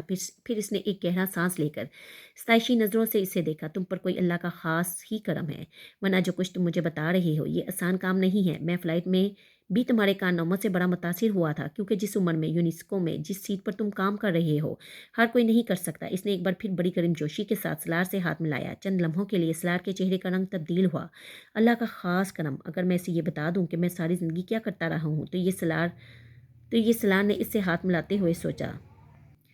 तुम परसों किसी स्कूल की बात कर रहे थे। सलार ने दानिस्ता तौर पर मौजू बदला। तुम इस्लामाबाद में नहीं रहते? नहीं, मैं इस्लामाबाद में ही रहता हूँ, मगर मेरा एक गांव है, आबाई गांव। वहाँ हमारी कुछ ज़मीन है, एक घर भी है। फुरकान इसे तफसील बताने लगा। कई साल पहले मेरे वालिदैन इस्लामाबाद शिफ्ट हो गए थे। मेरे वालिद ने फेडरल सर्विस से रिटायर फेडरल सर्विस से रिटायरमेंट के बाद वहाँ अपनी ज़मीनों पर एक स्कूल बना लिया। इस गांव में कोई स्कूल नहीं था। उन्होंने प्राइमरी स्कूल बनवाया था। 7-8 साल से मैं इसे देख रहा हूँ। अब वो सेकेंडरी स्कूल बन चुका है। 4 साल पहले मैंने वहाँ एक डिस्पेंसरी भी बनवाई। तुम इस डिस्पेंसरी को देखकर हैरान रह जाओगे। बहुत जदीद सामान है इसमें। मेरे एक दोस्त ने एक एम्बुलेंस भी गिफ्ट की है। और अब सिर्फ मेरे गांव की ही नहीं, बल्कि इर्द गिर्द के बहुत सारे गांव के लोग भी स्कूल और डिस्पेंसरी से फ़ायदा उठा रहे हैं। सलार इसकी बातें तो तवज्जो से सुन रहा था। मगर तुम ये सब कुछ क्यों कर रहे हो? तुम एक सर्जन हो, तुम ये सब कैसे कर लेते हो? और इसके लिए बहुत पैसों की ज़रूरत होती है। क्यों कर रहा हूँ, ये तो मैंने अपने आप से भी कभी नहीं पूछा। मेरे गांव में इतनी गुर्बत थी कि ये सवाल पूछने की मुझे कभी ज़रूरत ही नहीं पड़ी।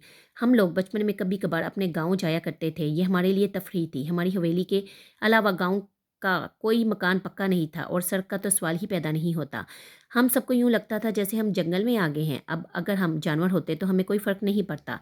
शहर की तरह हम जंगल में दनदनाते फिरते, यही सोचकर कि सब हम सबसे मरऊब हैं और कोई भी हमारे जैसा नहीं। ना कोई हमारी तरह रहता है, ना हमारे जैसा खाता है, ना हमारे जैसा पहनता है। मगर इंसान होकर ये बर्दाश्त करना मुश्किल हो जाता है कि हमारे इर्द गिर्द के इंसान जानवरों की सी ज़िंदगी गुजारने पर मजबूर हैं। हो सकता है कुछ इंसानों को इससे खुशी महसूस होती हो कि इन्हें हर नेमत मैसर है और बाकी सब तरस रहे हैं, मगर हमारा शुमार ऐसे इंसानों में नहीं होता था। अब सवाल ये पैदा होता था कि क्या किया जाए। मेरे पास कोई जादू की छड़ी तो थी नहीं कि मैं इसे खिलाता और सब कुछ बदल देता। ना ही बेशुमार वसाइल। तुम्हें मैंने बताया ना कि मेरे वालिद सिविल सर्वेंट थे, ईमानदार किस्म के सिविल सर्वेंट। मैं और मेरा भाई दोनों शुरू ही से स्कॉलरशिप पर पढ़ते रहे, इसलिए हम पर वालिदैन को ज़्यादा खर्च नहीं करना पड़ा। खुद वो भी फजूल खर्च नहीं थे, इसलिए थोड़ी बहुत बचत होती रही। रिटायरमेंट के बाद मेरे वालिद ने सोचा कि लाहौर या इस्लामाबाद के किसी घर में अखबार पढ़कर, वॉक करके या टीवी देखकर ज़िंदगी गुजारने की बजाय इन्हें अपने गाँव जाना चाहिए, वहाँ कुछ बेहतरी लाने की कोशिश करनी चाहिए।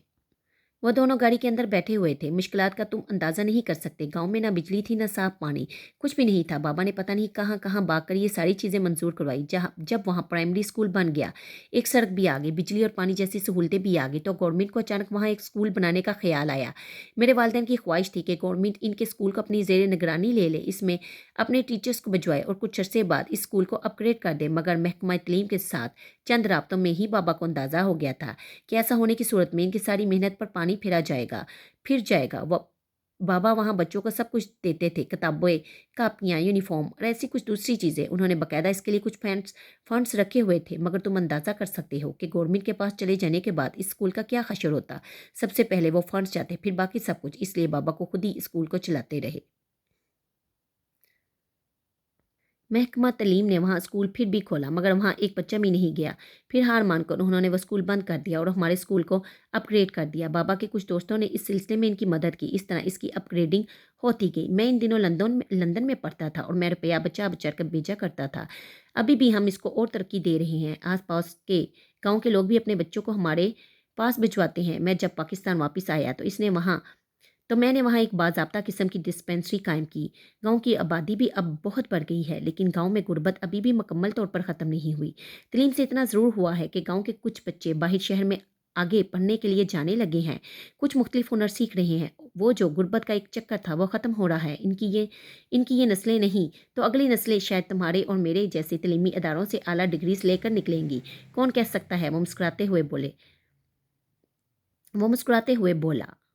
मैं हर माह एक वीकेंड पर गांव जाता हूँ। वहाँ 2 कंपाउंडर हैं, मगर कोई डॉक्टर नहीं है।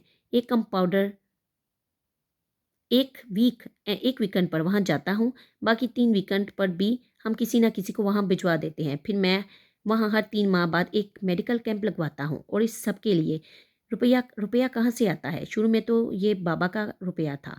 इन्हीं की ज़मीन पर स्कूल बना, इनकी ग्रेजुएटी से इसकी तमीर हुई। मेरी अम्मी ने भी अपने पास मौजूद रकम से इनकी मदद की। फिर बाबा के कुछ दोस्त भी माली इमदाद करने लगे। इसके बाद मैं और मेहरान भी इसमें शामिल हो गए, फिर मेरे कुछ दोस्त भी। मैं अपनी इनकम का एक हिस्सा हर माह गांव भिजवा देता हूँ। इससे डिस्पेंसरी बड़े आराम से चलती रहती है। जो डॉक्टर्स वहाँ महीने के 3 वीकेंड पर जाते हैं वो कुछ चार्ज नहीं करते। इनके लिए ये सोशल वर्क है। मेडिकल कैंपस भी इस तरह के लग जाते हैं, और स्कूल के पास अब इतने फिक्स्ड डिपॉजिट्स आ चुके हैं कि इनसे आने वाली रकम टीचर्स की तनख्वाह और दूसरे अखराजात के लिए काफ़ी होती है। हम चंद सालों में वहाँ टेक्निकल एजुकेशन के लिए भी कुछ काम करना चाहते हैं। तुम कब जा रहे हो वहाँ? मैं तो सुबह निकल रहा हूँ। अगर मैं तुम्हारे साथ जाना चाहूँ तो? सलार ने कहा। मोस्ट वेलकम, मगर कल तो वलीमा होगा, तुम यहाँ मसरूफ़ होगे। फरकान ने इसे याद करवाया। वलीमा तो रात को है, सारा दिन तो मैं फ़ारिग ही हूँगा। क्या रात तक वापस पहुँचना मुश्किल होगा? नहीं, बिल्कुल भी नहीं। तुम बहुत आसानी से वापस पहुँच सकते हो, सिर्फ सुबह कुछ जल्दी निकलना पड़ेगा अगर तुम वाकई वहाँ चंद घंटे गुजारना चाहते हो, वरना फिर तुम वापस आकर खासे थक जाओगे। फुरकान ने इससे कहा।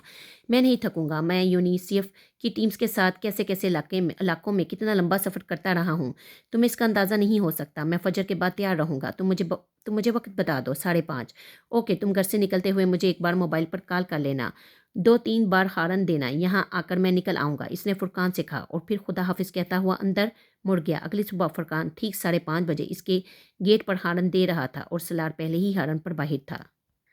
तुम वापस पाकिस्तान क्यों आ गए? तुम इंग्लैंड में बहुत आगे जा सकते थे। गाड़ी शहर से बाहर वाली सड़क पर भाग रही थी। इन्हें सफ़र करते आधा घंटा हो गया था जब सलार ने इसे अचानक इससे पूछा। इंग्लैंड को मेरी ज़रूरत नहीं थी, पाकिस्तान को थी, इसलिए मैं पाकिस्तान आ गया। फुरकान ने बड़े नार्मल अंदाज में कहा। वहाँ एक डॉक्टर फुरकान के ना होने से कोई फ़र्क नहीं पड़ता, यहाँ एक डॉक्टर फुरकान के ना होने से बहुत फ़र्क पड़ जाता। यहाँ मेरी खिदमत की ज़रूरत है, इसने अपनी आखिरी जुमले पर जोर देते हुए कहा। मगर वहाँ इतने सालों में तुम बहुत आगे जा सकते थे, फिर प्रोफेशनली भी तुम बहुत कुछ सीख सकते, फाइनेंशियली भी तुम इस प्रोजेक्ट के लिए ज़्यादा रुपया हासिल कर सकते थे जो तुमने शुरू किया हुआ है। आफ्टर ऑल पाकिस्तान में तुम इतने कामयाब नहीं हो सकते, सलार ने कहा। अगर तुम कामयाबी से तुम्हारी मुराद पाउंड्स की तादाद और सहूलतों से है तो हाँ, दोनों जगह का कोई मुकाबला नहीं है। लेकिन अगर तुम्हारा इशारा इलाज की तरफ है तो मैं यहाँ ज़्यादा लोगों को ज़िंदगी बांट रहा हूँ। जो इत्मीनान डॉक्टर अपने सेहत याब होने वाले मरीजों को देखकर हासिल करता है, तो तुम इसका अंदाज़ा नहीं कर सकते। इंग्लैंड इंग्लैंड ओंकोलॉजिस्ट से बड़ा हुआ है। पाकिस्तान में इनकी तादाद उंगलियों पर गिनी जा सकती है। मैं वहाँ रहकर रुपये का ढेर भी यहाँ भिजवाता रहता तो कोई फ़र्क ना पड़ता। जहाँ एक फ़र्द की कमी होती है वहाँ इस फ़र्द से ही वो कमी पूरी होती है। रुपया या दूसरी कोई चीज़ इसकी जगह नहीं ले सकता। मैं बहुत काना हूँ सलार, मेरी पूरी फैमिली बहुत काना है। अगर मैंने कोई चीज़ सीखी है तो वो सबसे पहले मेरे अपने लोगों के काम आनी चाहिए। मैं अपने लोगों को मरता छोड़कर दूसरे लोगों की ज़िंदगी नहीं बचा सकता। पाकिस्तान में कुछ भी सही नहीं है, सब कुछ ख़राब है, कुछ भी ठीक नहीं। सहूलतों से खाली हॉस्पिटल्स और हद से ज़्यादा बुरा करप्ट हेल्थ सिस्टम। जिस बुराई और खामी का सोचो यहाँ है।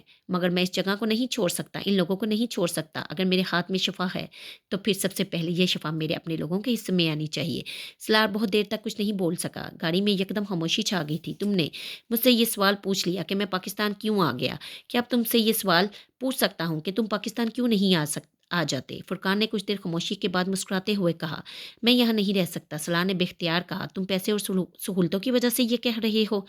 नहीं, पैसा या सहूलतें मेरा मसला नहीं है, ना अब ना ही पहले कभी। तुम मेरा फैमिली बैकग्राउंड जान चुके हो। फिर फिर फिर कुछ भी नहीं, मैं बस यहाँ नहीं आ सकता, इसने कतई लहजे में कहा। यहाँ तुम्हारी ज़रूरत है।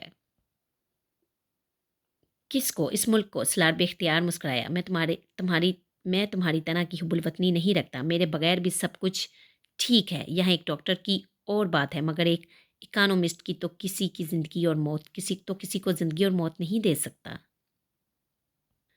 तुम जो सर्विसेज वहाँ दे रहे हो वो यहाँ के इदारों को दे सकते हो। जो कुछ अपने लेक्चर्स में वहाँ की यूनिवर्सिटीज़ में सिखा रहे हो यहाँ की यूनिवर्सिटीज़ में सिखा सकते हो। इसका दिल चाहा वो फरकान से कहे, वो यहाँ आकर कुछ भी सिखाने के काबिल नहीं रह सकेगा, मगर वो खामोशी से इसकी बात सुनता रहा। तुमने अफ्रीका की गुर्बत, भूख और बीमारी देखी है, तुम यहाँ की गुर्बत, भूख और बीमारी देखोगे तो हैरान रह जाओगे। यहाँ सूरत हाल इन मुल्कों की तरह ख़राब नहीं है फुरकान, यहाँ इतनी पसमानदगी नहीं है। इस्लामाबाद के जिस सेक्टर में तुम पले बड़े हो, वहाँ रहकर इर्द गिर्द की ज़िंदगी का अंदाज़ा लगाना बहुत मुश्किल है। तुम इस्लामाबाद के करीबी गाँव में चले जाओ तो तुम्हें अंदाज़ा हो जाएगा कि ये मुल्क कितना खुशहाल है। फुरकान, मैं तुम्हारे इस प्रोजेक्ट में कुछ कंट्रीब्यूशन करना चाहता हूँ। सलार ने यकदम बात का मौजू बदलना चाहा। सलार, मेरे इस प्रोजेक्ट को फ़िलहाल किसी की मदद की ज़रूरत नहीं है। तुम अगर ऐसा कोई काम करना चाहते हो तो तुम खुद ऐसे ही किसी गाँव में इस तरह का काम शुरू करो। तुम्हारे पास फंड्स की कमी नहीं होगी। मेरे पास वक़्त नहीं है। मैं अमेरिका में बैठकर ये सब कुछ नहीं चला सकता। तुम अगर ये चाहते हो कि किसी दूसरे गाँव में कोई स्कूल कायम किया जाए तो मैं इसे सपोर्ट करने को तैयार हूँ। मेरे लिए ज़ाती तौर पर वक़्त देना मुश्किल है। फुरकान इस बार खामोश रहा।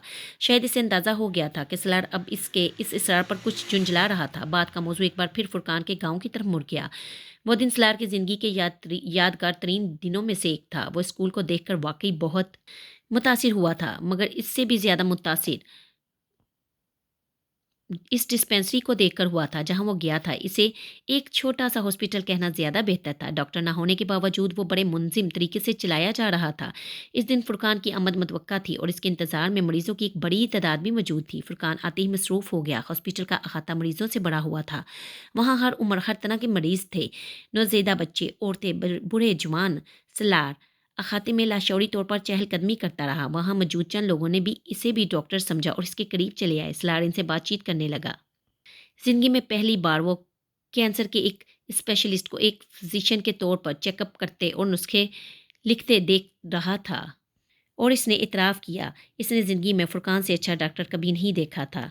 वो बेहद प्रोफ़ेशनल और बेहद नरम मिज़ाज था। इस तमाम अमल में इसके चेहरे की मुस्कुराहट एक लम्हा के लिए भी गायब नहीं हुई थी। सलार को यूँ लग रहा था जैसे इसने अपने होंठों पर मुस्कुराहट को किसी चीज़ के साथ चिपकाया हुआ था। कुछ वक़्त गुज़ारने के बाद इसने सलार को एक आदमी के साथ स्कूल भिजवा दिया था। वो वहाँ इसके वालिदैन से मिला।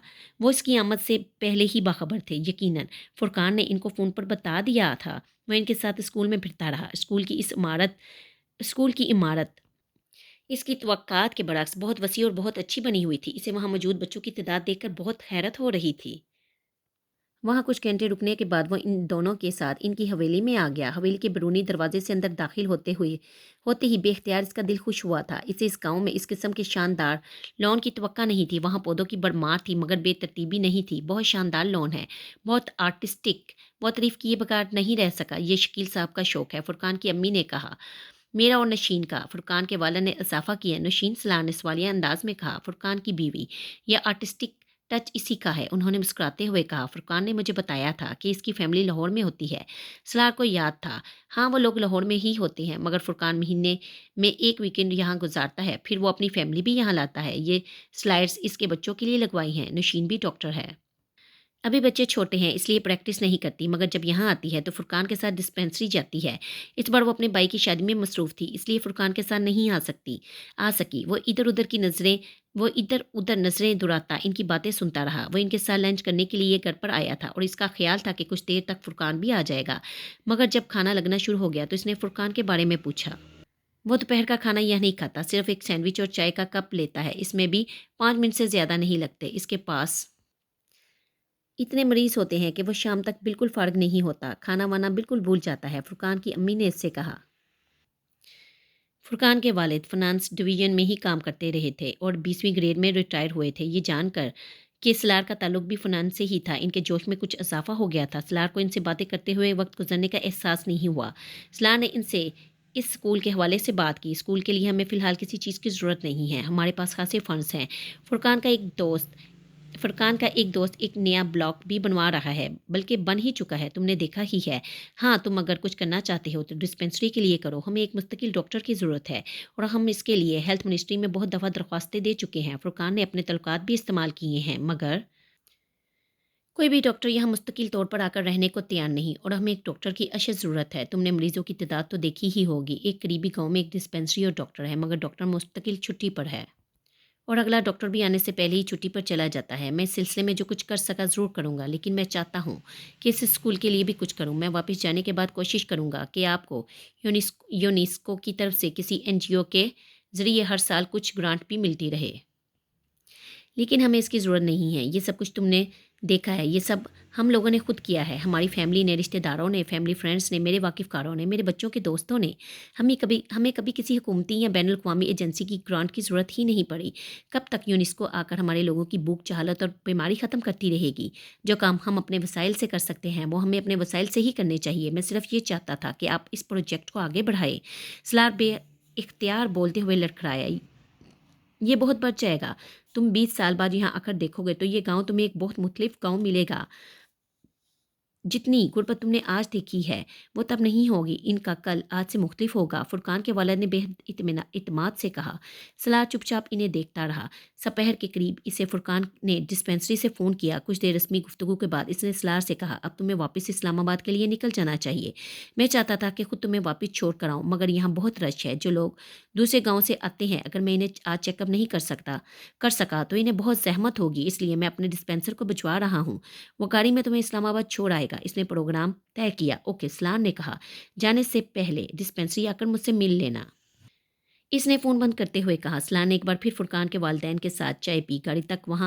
گاڑی تب تک وہاں آ چکی تھی۔ پھر وہ وہاں سے گاڑی میں فرقان کے پاس چلا گیا۔ صبح والی بھیڑ اب کم ہو چکی تھی۔ وہاں اب صرف 25-30 کے قریب لوگ تھے۔ فرقان ایک بڑے آدمی کا معائنہ کر رہا تھا۔ سلار کو دیکھ کر مسکرایا۔ میں 2 منٹ میں انہیں چھوڑ کر آتا ہوں، اس نے مریض سے کہا اور پھر اٹھ کر کھڑا ہو گیا۔ سلار کے ساتھ چلتا ہوا وہ باہر گاڑی تک آیا۔ تم کب تک پاکستان میں ہو؟ اس نے سلار سے پوچھا۔ 1.5 ہفتہ۔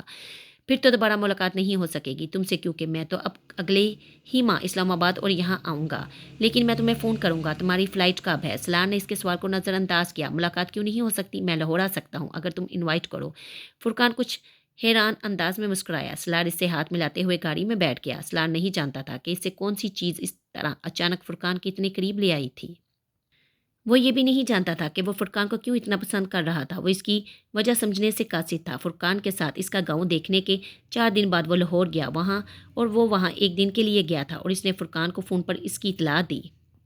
فرقان نے اسے ایئرپورٹ پر پک کرنے اور اپنے ساتھ رہنے کی آفر کی، مگر اس نے انکار کر دیا۔ وہ فرقان سے طے شدہ پروگرام کے مطابق 4 بجے کے قریب اس کے گھر پہنچا۔ وہ ایک اچھے علاقے میں ایک عمارت کے گراؤنڈ فلور کے ایک فلیٹ میں رہتا تھا۔ دروازے کے ساتھ موجود بیل دبا کر وہ خاموشی سے کھڑا ہو گیا۔ اندر سے یکدم کسی بچے کے بھاگنے کی آواز آئی۔ ایک 4-5 سال کی بچی ڈور چین کی وجہ سے دروازے میں آنے والی جری سے اس کو دیکھ رہی تھی۔ آپ کو کس سے ملنا ہے؟ سلار نے اسے دیکھ کر دوستانہ انداز میں مسکرایا تھا، مگر اس بچی کے چہرے پر کوئی مسکراہٹ نہیں آئی۔ وہ بڑی سنجیدگی سے سلار سے پوچھ رہی تھی، بیٹا مجھے آپ کے پاپا سے ملنا ہے۔ اس بچی اور فرقان کے چہرے میں اتنی مماثلت تھی کہ اس کے لیے یہ اندازہ لگانا مشکل نہیں تھا کہ وہ فرقان کی بیٹی تھی۔ پاپا اس وقت کسی سے نہیں ملتے، اسے بڑی سنجیدگی سے اطلاع دی گئی۔ مجھ سے مل لیں گے، سلار نے قدرے محفوظ ہوتے ہوئے کہا۔ آپ سے کیوں مل لیں گے؟ فوراً جواب آیا۔ کیونکہ میں ان کا دوست ہوں، آپ انہیں جا کر بتائیں گی کہ سلار انکل آئے ہیں تو وہ مجھ سے مل لیں گے، سلار نے نرمی سے مسکراتے ہوئے کہا۔ وہ اس کی مسکراہٹ سے متاثر نہیں ہوئی۔ لیکن آپ میرے انکل تو نہیں ہیں؟ سلار کو بے اختیار ہنسی آ گئی۔ آپ نہ ہنسے، وہ بے اختیار بگڑی۔ سلار پنجوں کے بل اس کے مقابل بیٹھ گیا۔ اچھا میں نہیں ہنستا، اس نے چہرے کی مسکراہٹ کو چھپایا۔ اب اس فراق میں بہت اچھی لگ رہی ہیں۔ وہ اب کچھ قریب سے اس کا جائزہ لیتے ہوئے بولا۔ اس کی تعریف نے دروازے کی جری میں سے جانگتی ہوئی محترمہ کے تاثرات اور موڈ میں کوئی تبدیلی نہیں کی، لیکن آپ مجھے بالکل اچھے نہیں لگے۔ اس کے جملے سے زیادہ اس کے تاثرات نے سلار کو محفوظ کیا۔ وہ اب کچھ دور سے فلیٹ کے اندر کسی کے قدموں کی آواز سن رہا تھا، کوئی دروازے کی طرف ہی آ رہا تھا۔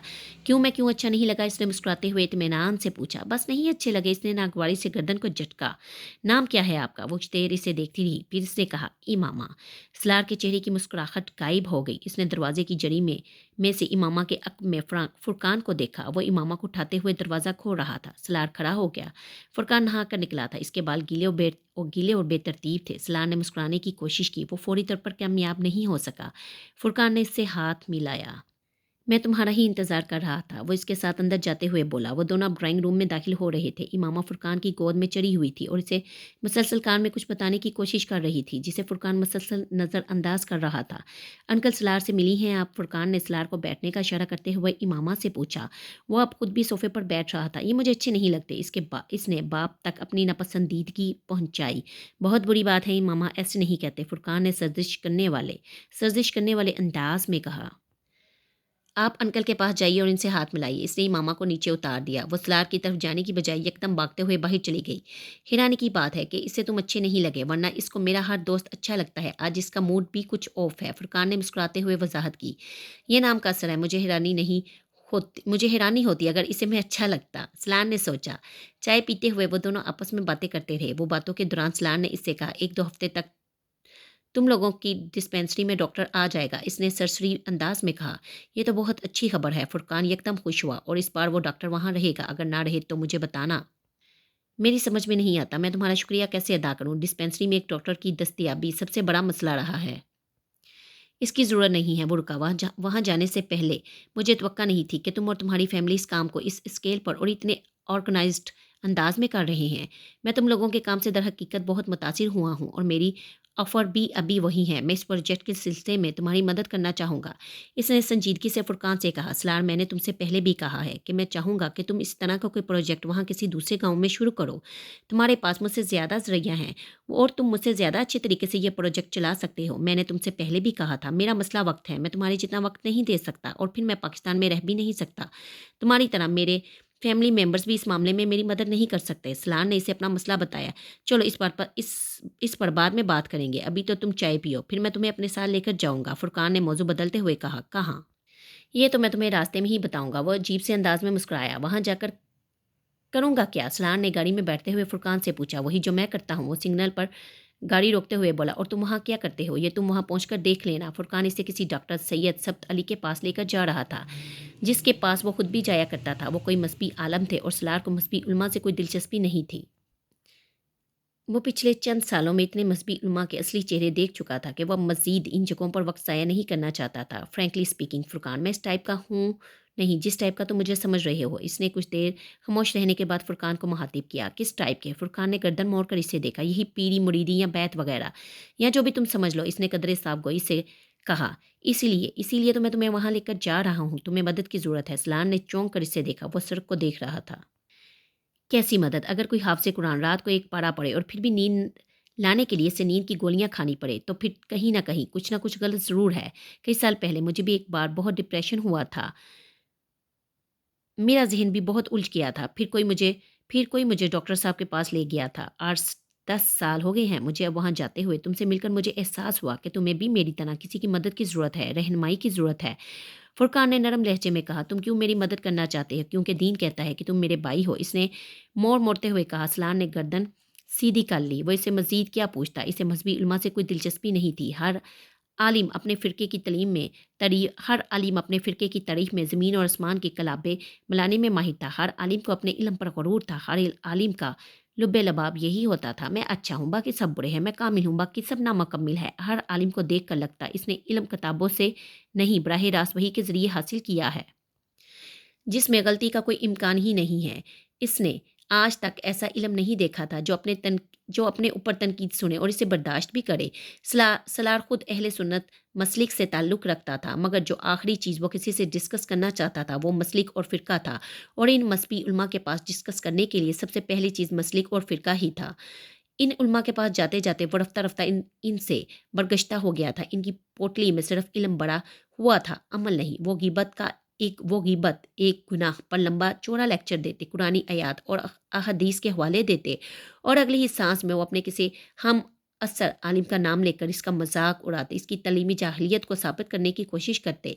वो अपने पास आने वाले हर एक का पूरा बायोडेटा जानते और फिर अगर वो बायोडेटा इनके काम का होता तो मुतालबों और सिफारिशों का एक लंबा सिलसिला शुरू हो जाता और इस बायोडेटा को वो अपने पास आने वालों को मुतासिर करने के लिए भी इस्तेमाल करते कि इनके पास किस वक्त कौन आया था, किस तरह कौन इनके इल्म से फैज़याब हुआ था, कौन बड़ा आदमी हर वक्त इनकी जूतियाँ सीधी करते रहने को तैयार रहता है, किसने इन्हें घर बुलाया और किस तरह की खिदमत की। वो अब तक जिन आलमों के पास एक बार गया था दोबारा नहीं गया और अब फुरकान इसे फिर एक आलम के पास लेकर जा रहा था। वो शहर के अच्छे इलाकों में से एक में जा पहुँचे थे। वो इलाका अच्छा था मगर बहुत पोश नहीं था। इस सड़क पर पहले भी बहुत सी गाड़ियाँ खड़ी थी। फुरकान ने भी एक मुनासिब जगह पर गाड़ी सड़क के किनारे पार्क कर दी। फिर वो गाड़ी से नीचे उतर गया। सलार ने इसकी पैरवी की। 3-4 मिनट चलते रहने के बाद वो इन बंगलों में से एक निस्बतन सादा मगर पुरवकार और छोटे बंगले के सामने पहुंच गया। नीम प्लेट पर डॉक्टर सैयद सिब्त अली का नाम तहरीर था। फुरकान बिला झिझक अंदर दाखिल हो गया। सलार ने इसकी पैरवी की। بنگلے کے اندر موجود چھوٹے سے لون میں ایک مالی اپنے کام میں مصروف تھا۔ فرقان نے پورچ میں ایک ملازم کے ساتھ دعا سلام کا تبادلہ کیا، پھر وہ مزید کچھ آگے چلتا ہوا ایک دروازے کے سامنے پہنچ گیا اور وہاں اس نے اپنا جوتا اتار دیا۔ وہاں پہلے بھی بہت سے جوتے پڑے تھے۔ اندر سے باتوں کی آواز سنائی دے رہی تھی۔ سلان نے بھی دیکھا دیکھی اپنے جوتے اتار دیے۔ سلان نے ایک قدم اس کے پیچھے اندر رکھتے ہوئے ایک ہی نظر میں پورے کمرے کا جائزہ لے لیا۔ وہ ایک کشادہ کمرے میں تھا جس کے فرش پر کارپیٹ بچھا ہوا تھا اور بہت سے فلور کشنز بھی پڑے ہوئے تھے۔ کمرے میں فرنیچر کے نام پر صرف چند معمولی سی چیزیں تھیں اور دیواروں پر کچھ قرآنی آیات کیلی گرافی کی صورت میں لگی ہوئی تھی۔ کمرے میں 20-25 کے قریب مرد تھے جو آپس میں گفتگو میں مصروف تھے۔ فرقان نے اندر داخل ہوتے ہی بلند آواز میں سلام کیا اور پھر چند لوگوں کے ساتھ کچھ خیر مقدمی کلمات کا تبادلہ کیا۔ پھر وہ ایک خالی کونے میں بیٹھ گیا۔ ڈاکٹر سید سبت علی کہاں ہے؟ سلان نے اس کے قریب بیٹھتے ہوئے مدھم آواز میں پوچھا۔ 8 بجتے ہی وہ اندر آ جائیں گے، ابھی تو صرف 7:25 ہوئے ہیں، فرقان نے اس سے کہا۔ سلار گردن ہلا کر کمرے میں بیٹھے ہوئے لوگوں کا جائزہ لینے لگا۔ وہاں ہر عمر کے افراد موجود تھے، چند ٹین ایج لڑکے، اس کے ہم عمر افراد، فرقان کی عمر کے لوگ، ادھیر عمر اور کچھ عمر رسیدہ بھی۔ فرقان اپنے دائیں طرف بیٹھے کسی آدمی کے ساتھ مصروف گفتگو تھا۔ ٹھیک 8 بجے اس نے 60-65 سال کے ایک آدمی کو ایک اندرونی دروازہ کھول کر کمرے میں داخل ہوتے ہوئے دیکھا۔ اس کی توقع کے برعکس وہاں بیٹھے ہوئے لوگوں میں سے کوئی بھی استقبال کے لیے احتراماً کھڑا نہیں ہوا۔ آنے والے نے ہی اسلام میں پہل کی تھی، جس کا جواب وہاں موجود لوگوں نے دیا۔ آنے والے کے احترام میں کھڑا نہ ہونے کے باوجود سلار اب اچانک وہاں بیٹھے ہوئے لوگوں کی نشست کے انداز میں احترام دیکھ رہا تھا۔ وہ سب یکدم بہت چوکنے اور محتاط نظر آنے لگے تھے۔ وہ سب یکدم بہت چوکنے اور محتاط نظر آنے لگے تھے۔ آنے والے یقیناً ڈاکٹر سید سبت علی تھے۔ وہ کمرے کی ایک دیوار کے سامنے اس مخصوص جگہ پر بیٹھ کے جنہیں شاید انہی کے لیے چھوڑا گیا تھا۔ وہ سفید شلوار قمیض میں ملبوس تھے۔ ان کی رنگت سرخ اور سفید تھی اور یقیناً جوانی میں وہ بہت خوبصورت ہوں گے۔ ان کے چہرے پر موجود داڑھی بہت لمبی نہیں تھی مگر بہت گھنی اور نفاست سے تراشی گئی تھی۔ داڑھی مکمل طور پر سفید نہیں ہوئی تھی اور کچھ یہی حال ان کے سر کے بالوں کا بھی تھا۔ سفید اور سیاہ کے امتزاج نے ان کے چہرے اور سر پر موجود بالوں کو بہت پروقار کر دیا تھا۔ وہ وہاں بیٹھ کر دائیں طرف موجود کسی آدمی کا حال دریافت کر رہے تھے۔ شاید وہ کسی بیماری سے اٹھ کر آیا تھا۔ سلان نے چند ہی لمحوں میں ان کے سراپے کا جائزہ لے لیا تھا۔ وہ اور فرقان باقی لوگوں کے عقب میں دیوار کے ساتھ ٹیک لگائے بیٹھے تھے۔ ڈاکٹر سبت علی نے اپنے لیکچر کا آغاز کیا۔ ان کا لب و لہجہ بے حد شائستہ تھا اور انداز ذمہ تھا۔ کمرے میں مکمل سکوت تھا۔ وہاں بیٹھے ہوئے لوگوں میں سے کوئی بھی حرکت نہیں کر رہا تھا۔ سلار کو ان کے ابتدائی چند جملوں سے ہی اندازہ ہو گیا تھا وہ ایک غیر معمولی عالم کے سامنے تھا۔ ڈاکٹر سید سبت علی شکر کے بارے میں بات کر رہے تھے۔ انسان اپنی زندگی میں بہت سے نشیب و فراز سے گزرتا ہے، کبھی کمال کی بلندیوں کو جا چھوتا ہے، کبھی زوال کی گہرائیوں تک جا پہنچتا ہے۔ ساری زندگی وہ انہی دونوں انتہاؤں کے درمیان سفر کرتا رہتا ہے اور جس راستے پر وہ سفر کرتا ہے وہ شکر کا ہوتا ہے یا ناشکری کا۔ کچھ خوش قسمت ہوتے ہیں وہ زوال کی طرف جائیں یا کمال کی طرف، وہ صرف شکر کے راستے پر ہی سفر کرتے ہیں۔ کچھ ایسے ہوتے ہیں جو صرف ناشکری کے راستے پر سفر کرتے ہیں، چاہے وہ زوال حاصل کریں یا کمال، اور کچھ ایسے ہوتے ہیں جو ان دونوں راستوں پر سفر کرتے ہیں، کمال کی طرف جاتے ہوئے شکر کے اور زوال کی طرف جاتے ہوئے ناشکری کے۔ انسان اللہ کی ان گنت مخلوقات میں سے ایک مخلوق ہے، اشرف المخلوقات، مگر مخلوق ہی ہے۔ وہ اپنے خالق پر کوئی حق نہیں رکھتا، صرف فرض رکھتا ہے۔ وہ زمین پر ایسے کسی ٹریک ریکارڈ کے ساتھ نہیں اتارا گیا کہ وہ اللہ سے کسی بھی چیز کو اپنا حق سمجھ کر مطالبہ کر سکے، مگر اس کے باوجود اس پر اللہ نے اپنی رحمت کا آغاز جنت سے کیا، اس پر نعمتوں کی بارش کر دی اور اس سب کے بدلے اس سے صرف ایک چیز کا مطالبہ کیا گیا، شکر کا۔ کیا محسوس کرتے ہیں آپ اگر آپ کبھی زندگی میں کسی پر کوئی احسان کریں اور وہ شخص اس احسان کو یاد رکھنے اور آپ کا احسان مند ہونے کی بجائے آپ کو ان مواقع کی یاد دلائے جب آپ نے اس پر احسان نہیں کیا تھا، اور آپ کو یہ جتلائے کہ آپ کا احسان اس کے لیے کافی نہیں تھا، اگر آپ اس کے لیے یہ کر دیتے یا وہ کر دیتے تو زیادہ خوش ہوتا؟ کیا کریں گے آپ ایسے شخص کے ساتھ؟ دوبارہ احسان کرنا تو ایک طرف، آپ تو شاید اس سے تعلق رکھنا تک گوارا نہ کریں۔ ہم اللہ کے ساتھ یہی کرتے ہیں، اس کی نعمتوں اور رحمتوں پر اس کا شکر ادا کرنے کی بجائے ہم ان چیزوں کے نہ ملنے پر کرتے رہتے ہیں جنہیں ہم حاصل کرنا چاہتے ہیں۔ اللہ پھر بھی رحیم ہے، وہ ہم پر اپنی نعمتیں نازل کرتا رہتا ہے، ان کی تعداد میں ہمارے اعمال کے مطابق کمی و بیشی کرتا رہتا ہے، مگر ان کا سلسلہ کبھی بھی مکمل طور پر मनकता नहीं करता। सलार पल के झपकाए बगैर इनका चेहरा देख रहा था। शुक्र अदा न करना भी एक बीमारी होती है, ऐसी बीमारी जो हमारे दिलों को रोज़ बरोज़ कुशादगी से तंगी की तरफ ले जाती है, जो हमारी ज़ुबान पर शिकवा के अलावा और कुछ आने ही नहीं देती। अगर हमें अल्लाह का शुक्र अदा करने की आदत ना हो तो हमें इंसानों का शुक्रिया अदा करने की भी आदत नहीं पड़ती। अगर हमें हालांकि के एहसानों को याद रखने की आदत ना हो तो हम किसी महलूक के एहसान को भी याद रखने की आदत नहीं सीख सकते। सलार ने अपनी आंखें बंद कर ली। नाशुक्री क्या होती है कोई इससे ज़्यादा अच्छी तरह नहीं जान सकता था। इसने एक बार फिर आंखें खोलकर डॉक्टर सैयद सब्त अली को देखा। पूरे 1 घंटे के बाद उन्होंने अपना लेक्चर ख़त्म किया। कुछ लोगों ने इनसे सवाल किए, फिर लोग बारी बारी उठकर जाने लगे। बाहर सड़क पर लोग अपनी गाड़ियों पर बैठ रहे थे। वो भी अपनी गाड़ी में आकर बैठ गए। रात अब गहरी हो रही थी। सलार के कानों में अभी भी डॉक्टर सब्त अली की बातें गूंज रही थी। फुरकान गाड़ी स्टार्ट करके वापसी का सफ़र शुरू कर चुका था। 7 दिन पहले वो फुरकान नामी किसी शख्स से वाकिफ़ तक नहीं था और 7 दिन में इसने इसके साथ ताल्लुकात की बहुत सी सीढ़ियाँ तय कर ली थी। इसे हैरत थी, वो लोगों का आदी नहीं था। कुछ ताल्लुकात और वाबत ऊपर कहीं तय किए जाते हैं, किस वक्त कौन किसे कहाँ किस लिए मिलवाए और ज़िंदगी में क्या तब्दीली ले आएगा, ये सब। वो सिर्फ 1 दिन के लिए लाहौर आया था, मगर वो पाकिस्तान में अपने क़याम के बाकी दिन इस्लामाबाद की बजाय लाहौर में ही रहा और बाकी के दिन वो हर रोज़ फुरकान के साथ डॉक्टर सब्त अली के पास जाता रहा। वो एक दिन भी इनसे बराह रास्त नहीं मिला, सिर्फ इनका लेक्चर सुनता और उठकर आ जाता। डॉक्टर सब्त अली की ज़िंदगी का बड़ा हिस्सा मुख्तलिफ यूरोपीय ममालिक की यूनिवर्सिटीज़ में इस्लामिक स्टडीज़ और इस्लामिक हिस्ट्री की तलीम देते गुजरा था। पिछले 10 साल से वो पाकिस्तान में यहाँ की एक यूनिवर्सिटी से वाबस्ता थे और फुरकान तकरीबन इतनी ही अरसे से इन्हें जानता था। जिस दिन इसे लाहौर से इस्लामाबाद और फिर वहाँ से वापस वाशिंगटन जाना था, इस रात पहली बार वो लेक्चर के ख़त्म होने के बाद फुरकान के साथ वहाँ ठहर गया। बारी बारी तमाम लोग कमरे से निकल रहे थे। डॉक्टर सब्त अली खड़े थे और कुछ लोगों से अलविदाई मुसाफा कर रहे थे। फुरकान इसके साथ डॉक्टर सब्त अली की तरफ बढ़ आया। डॉक्टर सब्त अली के चेहरे पर फुरकान को देखकर मुस्कुराहट नमूदार हुई। वो कमरे में मौजूद आखिरी आदमी को रुखसत कर रहे थे। कैसे हैं आप फुरकान साहब? उन्होंने फुरकान को मुखातिब किया। बड़े दिनों बाद रुके आप यहाँ पर। फुरकान ने कोई वजाहत नहीं दी, फिर सलार का तारुफ करवाया।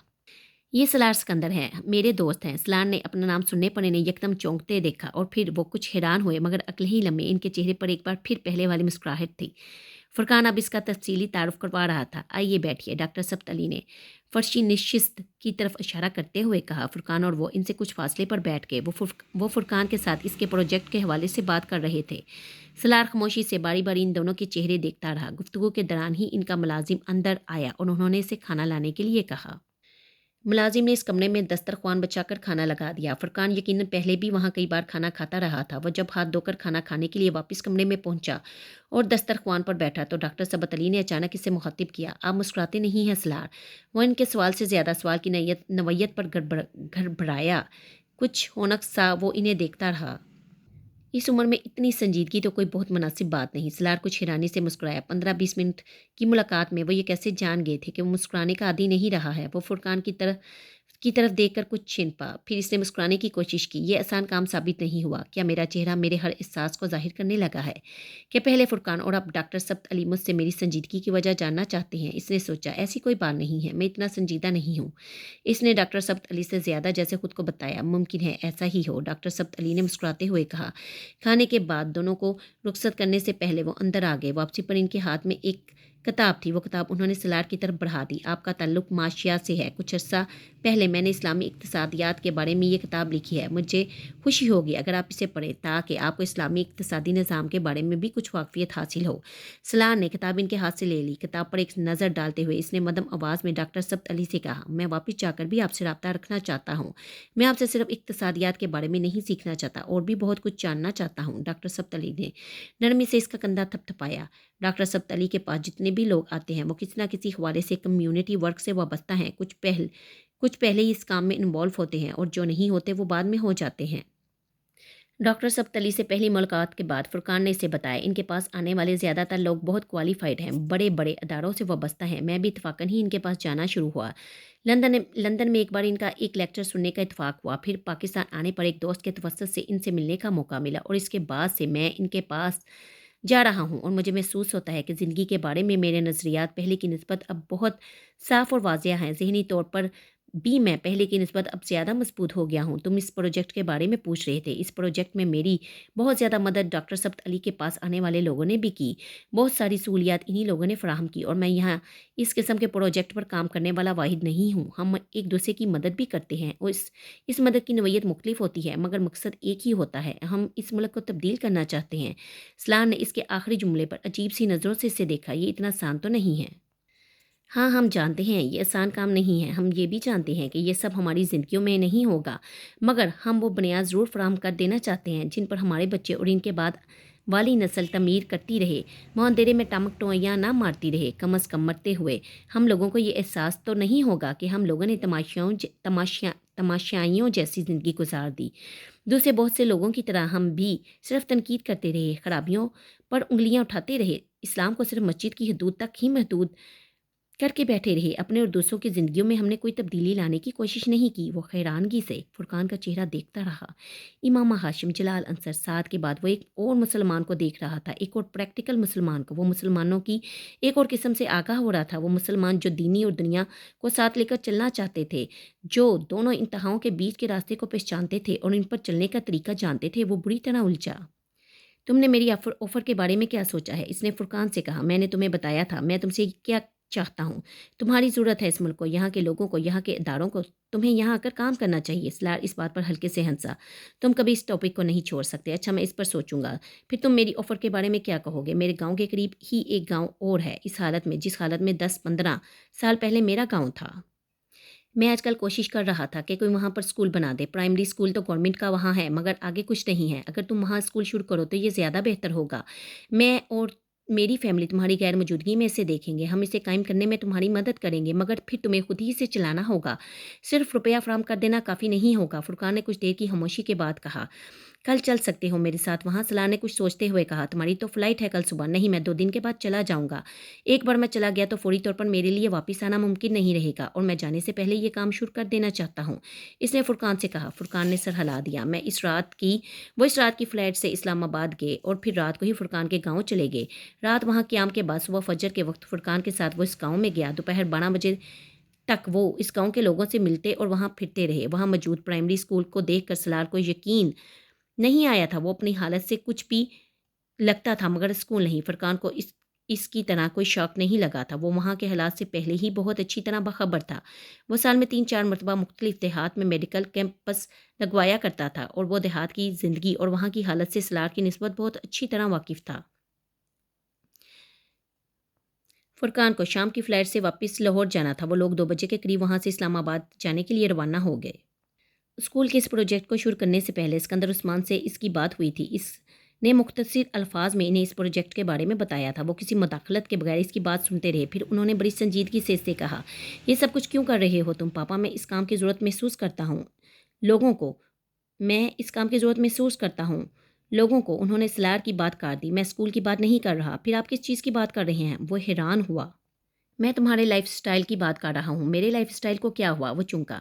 सिकंदर उस्मानी से देखते रहे। तुमने कुरान पाक हिफ्ज़ करने के बारे में हमें इस वक़्त बताया जब तुम हिफ्ज़ कर चुके थे। ओके, फ़ाइन, मैंने कुछ नहीं कहा। तुम हज पर जाना चाहते थे। मेरे इस सिलसिले में कुछ तहफ़्फ़ुज़ात थे, मगर मैंने तुम्हें नहीं रोका। तुमने हर तरह की सोशल लाइफ़ ख़त्म कर दी, मैंने एतराज़ नहीं किया। तुम हज़म में ज़रूरत से ज़्यादा दिलचस्पी लेने लगे, नमाज़ें शुरू कर दी, वो भी मस्जिद में। मैंने फिर भी कुछ नहीं कहा। तुमने बिज़नेस करने की बजाय जॉब करना चाहिए, वो भी यहाँ नहीं, अमेरिका में। मैंने तुम्हें करने दी। अब तुम एक स्कूल खोलना चाह रहे हो। अब ज़रूरी हो गया है कि हम इस तमाम मामलात में कुछ संजीदगी से बात कर लें। सिकंदर उस्मान बेहद संजीदा थे। तुम्हें अंदाज़ा है कि तुम्हारा ये लाइफ स्टाइल तुम्हें हमारे सोशल सर्कल के लिए नाकाबिले कबूल बना देगा। पहले तुम एक इंतहा पर थे, अब तुम दूसरी इंतहा पर हो। 25-26 साल की उम्र में जिन कामों में तुम अपने आप को इन्वॉल्व कर रहे हो वो गैर ज़रूरी हैं। तुम्हें अपने कैरियर पर ध्यान देना चाहिए और अपने लाइफ स्टाइल में तब्दीली लानी चाहिए। हम जिस क्लास से ताल्लुक़ रखते हैं वहाँ मज़हब से ऐसी वाबस्तगी बहुत से मसाइल पैदा कर देती है। वो सर झुकाए इनकी बातें सुन रहा था। और सिर्फ तुम्हारे लिए ही नहीं, हमारे लिए भी बहुत से मसाइल पैदा हो जाएंगे। तुम खुद सोचो, तुम लोगों को क्या इंप्रेशन देने की कोशिश कर रहे हो? कल को हम या तुम खुद जब अपनी क्लास की किसी अच्छी फैमिली की लड़की के साथ शादी करना चाहोगे तो तुम्हारी ये मस्बी वाबस्तगी तुम्हारे लिए कितने मसाइल पैदा करेगी तुम्हें अंदाज़ा है? कोई भी फैमिली सिकंदर उस्मान का नाम देखकर या तुम्हारी क्वालिफिकेशंस देखकर अपनी बेटी की शादी तुमसे नहीं करेंगे। ऊपर से तुमने इस उम्र में सोशल वर्क शुरू करने की ठान ली है, जब तुम्हारी उम्र के लोग अपने कैरियर के पीछे भाग रहे होते हैं। तुम यूनिसेफ में बहुत सोशल वर्क करते रहे हो, इतना काफ़ी है। ज़रूरी नहीं कि तुम ये सब कुछ अपनी पर्सनल लाइफ में भी शुरू कर दो। जो पैसा तुम इस स्कूल पर और लोगों की ज़िंदगियाँ बेहतर बनाने के लिए ज़ाया करोगे, इसे तुम अपनी आइंदा आने वाली नस्लों के लिए महफूज करो। इन्हें आसाइशें देने के लिए, एक आरामदाह लाइफ स्टाइल देने के लिए अपने ऊपर अपने आप पर खर्च करो। 300 साल की ज़िंदगी नहीं है तुम्हारी, फिर इतनी सी उम्र में बुढ़ापे को क्यों सवार का लिया है तुमने? अपने असाब पर एक हादसा हुआ, बुरा हुआ, तुमने सबक सीखा, बहुत अच्छा किया, बस इतना काफ़ी है। इसका ये मतलब नहीं है कि तुम इस उम्र में तस्बीह पकड़ लो। वो रुके, क्या मेरी बात को समझ रहे हो? उन्होंने पूछा। पापा, मैंने तस्बीह नहीं पकड़ी है, सलार ने इनके सवाल का जवाब देने की बजाय कहा। आपने ज़िंदगी में तवाज़ुन रखने की बात की, मैं वो तवाज़ुन ही रखने की कोशिश कर रहा हूँ। मैं अपने करियर में कहाँ पर खड़ा हूँ आप अच्छी तरह जानते हैं। मेरी कारकर्दगी से आप वाकिफ़ हैं, मैं वाकिफ़ हूँ, और इसलिए तुमसे कह रहा हूँ कि अगर तुम इस तरह की सरगर्मियों में खुद को इन्वॉल्व ना करो तो तुम बहुत आगे जा सकते हो। सिकंदर ने कहा, मैं कहीं नहीं जा सकता। अगर आप ये समझते हैं कि मैं ये सब कुछ छोड़ दूँ तो कैरियर की किसी माउंट एवरेस्ट तक पहुँच जाऊँगा, तो ऐसा नहीं है। इसने तवक्कुफ़ किया। तुम अपने मुस्तकबिल के बारे में भी सोचो, अपनी शादी के बारे में। ऐसी अप्रोच रखने पर तुमको कहाँ कबूल किया जाएगा? मैंने सोचा है पापा, मैं शादी करना ही नहीं चाहता। सिकंदर हंसे। बचकाना सोच है, हर एक यही कहता है। तुम्हें तो अपना एडवेंचर याद रखना चाहिए। इनका इशारा किस तरफ था वो जानता था। वो बहुत देर कुछ नहीं कह सका, ये भी नहीं कि वो इस एडवेंचर की वजह से शादी नहीं करना चाहता था। मुझे याद है, बहुत देर बाद इससे मध्यम आवाज़ में कहा, मैं आपके सोशल सर्कल में बहुत पहले ही मिसफिट हो चुका हूँ और मैं यहाँ जगह बनाने की कोशिश नहीं करूँगा। मुझे इस सोशल सर्कल में कोई नया ताल्लुक या रिश्तेदारी भी कायम नहीं करना। मुझे परवाह नहीं कि लोग मेरे बहन भाई मेरा मजाक उड़ाएंगे या मुझ पर हंसेंगे। मैं इस सब के लिए ज़हनी तौर पर तैयार हूँ। जहाँ तक सवाल इस प्रोजेक्ट का है पापा, मुझे इसे शुरू करने दें। मेरे पास बहुत पैसा है। इस प्रोजेक्ट को शुरू करने के बाद भी मुझे फुटपाथ पर रहना नहीं पड़ेगा। कुछ लोगों को जिस्म की बीमारी होती है, कुछ को रूह की। जिस्म की बीमारी के लिए डॉक्टर के पास जाते हैं, रूह की बीमारी के लिए लोग वही करते हैं जो मैं कर रहा हूँ, जो मैं करना चाहता हूँ। मैं इस पैसे से सब कुछ खरीद सकता हूँ, सिर्फ सुकून नहीं खरीद सकता। ज़िंदगी में पहली बार मैं सुकून हासिल करने के लिए इस पैसे को इन्वेस्ट कर रहा हूँ। हो सकता है मुझे सुकून मिल जाए। सिकंदर उस्मान की समझ में नहीं आया वो इससे क्या कहें।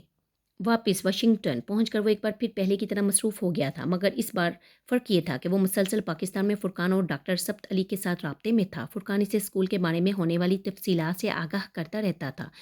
यूनिसेफ में इस तरह का काम इसकी जॉब का हिस्सा था।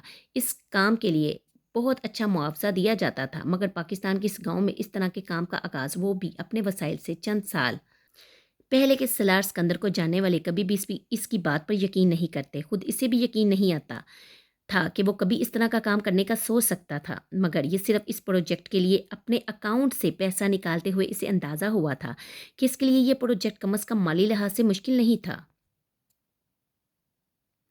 पिछले 3 साल में इसके अखराजात में बहुत कमी आ गई थी। बहुत सारी वो चीज़ें इसकी ज़िंदगी से निकल गई थी जिन पर वो अंधाधुंध पैसा खर्च करता था। वो अपने बैंक अकाउंट में जमा रकम जानकर हैरान रह गया था। वह ऐसा शख्स नहीं था जिसे पैसा जमा करने की तवक्का की जा सकती।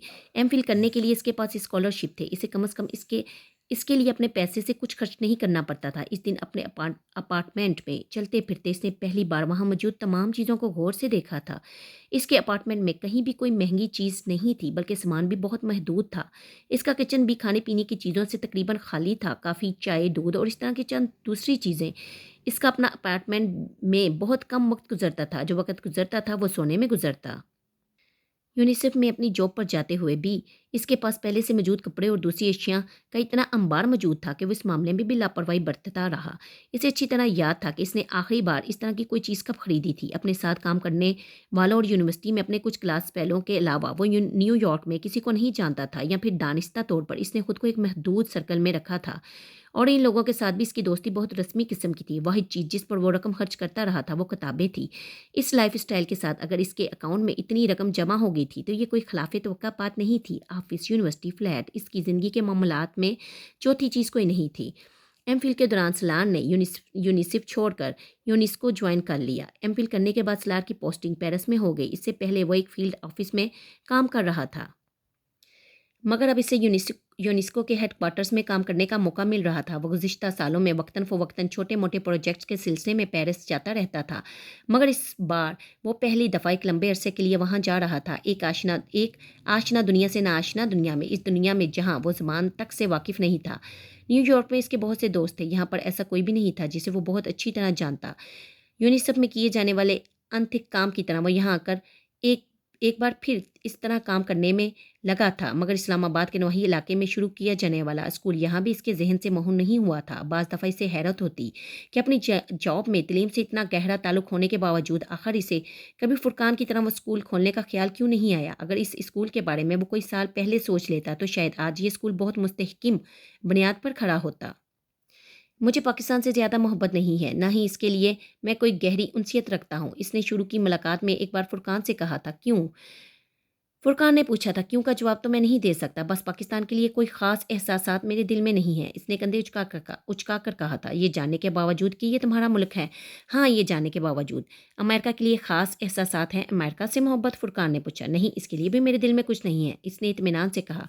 फुरकान ने इस बार हैरानी से इसे देखा। दरअसल मैं वतनियत पर यकीन नहीं रखता, इसने फुरकान को देखकर वजाहत की।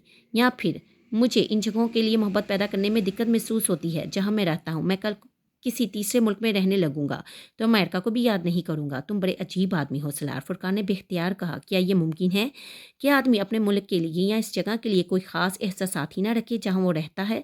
फुरकान को इसकी बात पर यकीन नहीं आया था, मगर इसने कुछ गलत नहीं कहा था। पेरिस आने के बाद इसे न्यूयॉर्क की कोई चीज़ याद नहीं आई थी। न्यू हयोन से न्यूयॉर्क आते हुए भी इसे वहाँ एडजस्टमेंट का कोई मसला नहीं हुआ था। वो हर पानी की मछली था। वो इन दिनों यूनाइटेड नेशंस के ज़ेर एहतमाम होने वाली किसी रीजनल कॉन्फ्रेंस के सिलसिले में पाकिस्तान आया हुआ था। वो पर्ल कॉन्टिनेंटल में ठहरा हुआ था। इसे वहाँ एक बिजनेस मैनेजमेंट के इदारे में कुछ लेक्चर्स देने थे और फुरकान के साथ अपने स्कूल के सिलसिले में कुछ अमूर को भी तय करना था। वो लाहौर में इसके क़याम का तीसरा दिन था। इसने रात का कुछ खाना जल्दी खा लिया और इसके बाद वो किसी ज़रूरी काम से होटल से बाहर निकल आया। शाम के 7:30 हो रहे थे। मार रोड पर जाते हुए अचानक इसकी गाड़ी का टायर पंक्चर हो गया। ड्राइवर गाड़ी से उतरकर टायर को देखने लगा। चंद मिनटों के बाद इसने सलार की खिड़की के पास आकर कहा, सर, गाड़ी गाड़ी में दूसरा टायर मौजूद नहीं है। मैं आपके लिए कोई टैक्सी लाता हूँ, आप इस पर चले जाइए। सलार ने हाथ के इशारे से रोक दिया। नहीं, मैं खुद टैक्सी रोक लेता हूँ, वो कहता हुआ उतर गया। कुछ दूर एक पार्किंग में कुछ टैक्सियाँ नजर आ रही थी। सलार का रुख इसकी तरफ था जब एक कार ने एकदम इसके पास आकर ब्रेक लगाई। गाड़ी सामने से आई थी और इसके रुकने पर सलार ने फुटपाथ पर चलते हुए इसमें बैठे शख्स को एक नज़र में ही पहचान लिया था। वो आकिफ था। वो अब गाड़ी की ड्राइविंग सीट से उतर रहा था। लाहौर में कुछ साल पहले इसकी सरगर्मियों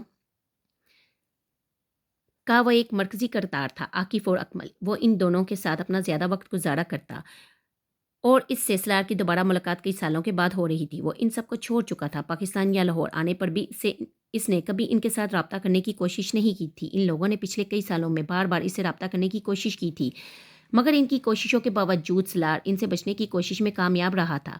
और अब इतने सालों के बाद वो यकदम इस तरह अचानक इसके सामने आ गया था। सलार के एसाब यकदम तन गए थे। आकिब बड़े जोशो खरोश के आलम में इसकी तरफ बढ़ा।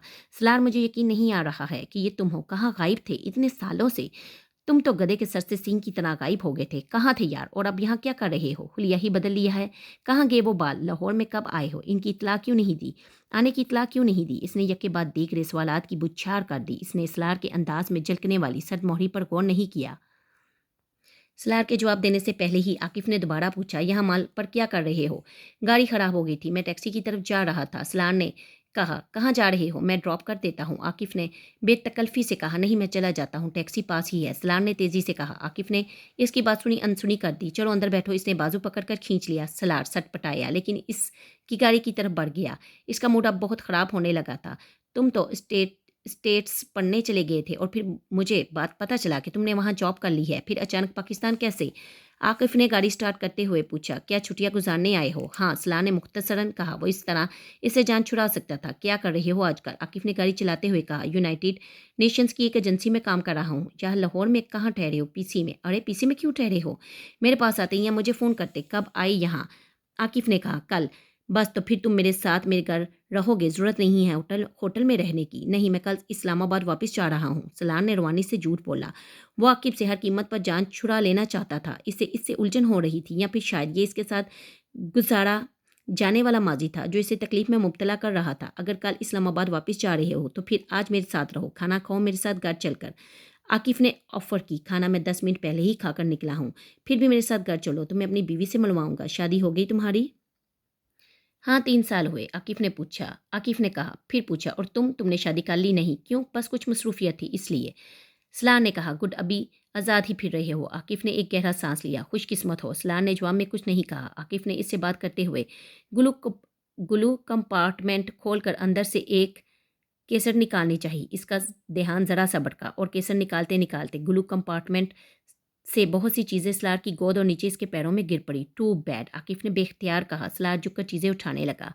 عاقف نے گاڑی کے اندر کی لائٹ جلا دی۔ وہ ان چیزوں کو سمیٹ کر گلو کمپارٹمنٹ میں رکھنے لگا تھا جب وہ ٹھٹک گیا۔ کسی نے اس کے جسم میں جیسے کرنٹ سا دوڑا دیا۔ گلو کمپارٹمنٹ کے ایک کونے میں 2 ایئر رنگز پڑے تھے۔ سلار کے ہاتھوں میں بے اختیار لرزش آ گئی۔ بایاں ہاتھ بڑھا کر اس نے ان ایئر رنگز کو باہر نکال لیا۔ وہ اب اس کے ہاتھ کی ہتھیلی پر گاڑی کے اندر جلتی روشنی میں چمک رہے تھے۔ وہ بے یقینی کے عالم میں انہیں دیکھ رہا تھا۔ بہت سال پہلے اس نے ان ایئر رنگز کو کسی کے کانوں میں دیکھا تھا۔ 1 بار، 2 بار، 3 بار، چوتھی بار وہ انہیں اب دیکھ رہا تھا۔ اسے کوئی شبہ نہیں ہوا تھا۔ وہ امامہ ہاشم کے ایئر رنگز تھے۔ وہ آنکھیں بند کر کے کاغذ پر ان کا ڈیزائن اتار سکتا تھا، ہر بیچ و خم کو۔ عاقف نے اس کی ہتھیلی سے وہ ایئر رنگز اٹھا لیے۔ کسی نے جیسے سلار کا سکتہ توڑ دیا تھا۔ عاقف ان ایئر رنگز کو ایک بار پھر گلو کمپارٹمنٹ میں رکھ رہا تھا۔ یہ ایئر رنگز وہ اٹکتے ہوئے بولا، یہ تمہاری بیوی کے ہیں؟ سلار نے اپنے سوال کو مکمل کیا۔ بیوی کے؟ عاقف ہنسا، کم آن یار، بیوی کے ہوتے تو میں یہاں رکھتا؟ سلار پلکیں جھپکاتے ہوئے اسے دیکھتا رہا، پھر اس نے سرسراتی ہوئی آواز میں کہا، یار ہے ایک گرل فرینڈ میری، پچھلی رات میرے ساتھ تھی۔ یہ ایئر رنگز میرے بیڈ روم میں چھوڑ گئی، کچھ ایمرجنسی میں ہی جانا پڑا اسے کیونکہ روبا واپس آ گئی تھی۔ میں نے یہ ایئر رنگز لا کر گاڑی میں رکھ دیے کیونکہ آج میرا اس کی طرف جانے کا ارادہ ہے۔ عاقف بڑی بے تکلفی سے اسے بتا رہا تھا۔ Girl friend? سلار کے حلق میں جیسے پھندا لگا۔ ہاں girlfriend, red light area ہی کی ایک لڑکی ہے، اب ادھر ڈیفینس میں شفٹ ہو گئی ہے۔ کیا نام ہے اس کا؟ امامہ۔ ریڈ لائٹ ایریا کی لڑکی تو کبھی نہیں ہو سکتی، یقیناً مجھے کوئی غلط فہمی ہوئی ہے۔ اس نے عاقف کو دیکھتے ہوئے سوچا، سنوبر۔ عاقف نے اس کا نام بتایا۔ سلار نے چہرہ موڑ کر ہاتھ میں پکڑی چیزیں گلو کمپارٹمنٹ میں رکھ کر اسے بند کر دیا۔ اسے واقعی غلط فہمی ہوئی تھی۔ عاقف گاڑی کی لائٹ آف کر چکا تھا۔ سیٹ کی پشت سے ٹیک لگا کر سلار نے گہرا سانس لیا۔ مگر یہ اس کا اصلی نام نہیں ہے، عاقف نے بات جاری رکھی۔ اصلی نام اس کا امامہ ہے۔ سلار کے کانوں میں کوئی دھماکہ ہوا تھا، یا پھر یہ پگھلا ہوا سیسا تھا جو کسی نے اس کے کانوں میں انڈیل دیا تھا۔ عاقف اب اسٹیئرنگ پر تھوڑا آگے جھکے ہونٹوں میں دبا سگریٹ لائٹر سے جلا رہا تھا۔ تم نے کیا کہا؟ سلار کی آواز میں لرزش تھی۔ کیا کہا؟ عاقف نے گہرا سگریٹ کا کش لیتے ہوئے اسے دیکھا۔ نام بتا رہے تھے تم اس کا؟ ہاں امامہ، تم جانتے ہو اسے؟ عاقف نے عجیب سی مسکراہٹ کے ساتھ سلار کو دیکھا۔ کھڑکی کا شیشہ اب اب اب اس نے کھول دیا تھا۔ سلار یکٹک اسے دیکھتا رہا، یوں جیسے وہ عاقف کو پہلی بار دیکھ رہا تھا۔ ایئر رنگز اب اس کی مٹھی کی گرفت میں تھے۔ میں کیا پوچھ رہا ہوں یار، تم جانتے ہو اسے؟ عاقف نے ہونٹوں سے سگریٹ انگلیوں میں منتقل کرتے ہوئے کہا، میں سلار نے کچھ بولنے کی کوشش کی۔ اپنی آواز اسے کھائی سے آتی محسوس ہوئی۔ ریڈ لائٹ ایریا وہ آخری جگہ تھی جہاں اس نے کبھی امامہ کے ہونے کا تصور کیا تھا۔ گاڑی کے اندر جلنے والی روشنی میں عاقف نے بہت غور سے دیکھا، اس کے زرد پڑتے ہوئے چہرے کو، اس کے ہاتھ کی بند مٹھی کو، اس کے کپاتے ہونٹوں کو، اس کے بے ربط بے معنی لفظوں کو۔ عاقف مسکرا دیا۔ اس نے اس کے کندھے پر تسلی امیز انداز میں تھپکی دی۔ ڈونٹ وری یار، کیوں گھبرا رہے ہو؟ وہ صرف گرل فرینڈ ہے میری۔ اگر تمہارے اور اس کے درمیان بھی کچھ ہے تو کوئی بات نہیں، ہم تو بہت پہلے بھی بہت کچھ شیئر کیا کرتے تھے، یاد ہے تمہیں؟ عاقف نے کہکا لگایا، پھر اس نے برود میں تیلی پھینکی۔ یہ تو پھر لڑکی ہے۔ ماں روڈ پر کتنا رش تھا، عاقف کتنی رفتار سے گاڑی چلا رہا تھا۔ اس سے ان 2 سوالوں کے ساتھ ساتھ سلار نے یہ بھی نہیں سوچا کہ اسٹیئرنگ پر موجود شخص پر جپٹنے کی صورت میں خود اس کے ساتھ کیا ہو سکتا تھا۔ اس نے پلک چپکتے میں عاطف کو گلے سے پکڑ لیا۔ عاقف کا پاؤں بے اختیار بریک پر آیا۔ گاڑی ایک جھٹکے سے رکی۔ وہ دونوں پوری قوت سے ڈیش بورڈ سے ٹکرائے۔ سلار نے اس کے کالر کو نہیں چھوڑا۔ عاقف حواس پاختگی کی حالت میں چلایا، کیا کر رہے ہو تم؟ اس نے سلار کے ہاتھوں سے اپنا گلا چھڑانے کی کوشش میں اسے دور ہٹانے کی کوشش کی۔ پاگل ہو گئے ہیں وہ؟ How dare you talk like that? Salar جواباً گررایا۔ اس کے ہاتھ ایک بار پھر عاقف کی گردن پر تھے۔ عاقف کا سانس رکنے لگا۔ اس نے کچھ غصے اور کچھ حواس باختگی کے عالم میں سلار کے منہ پر مکہ مارا۔ سلار بے اختیار جھٹکا کھا کر پیچھے ہٹا۔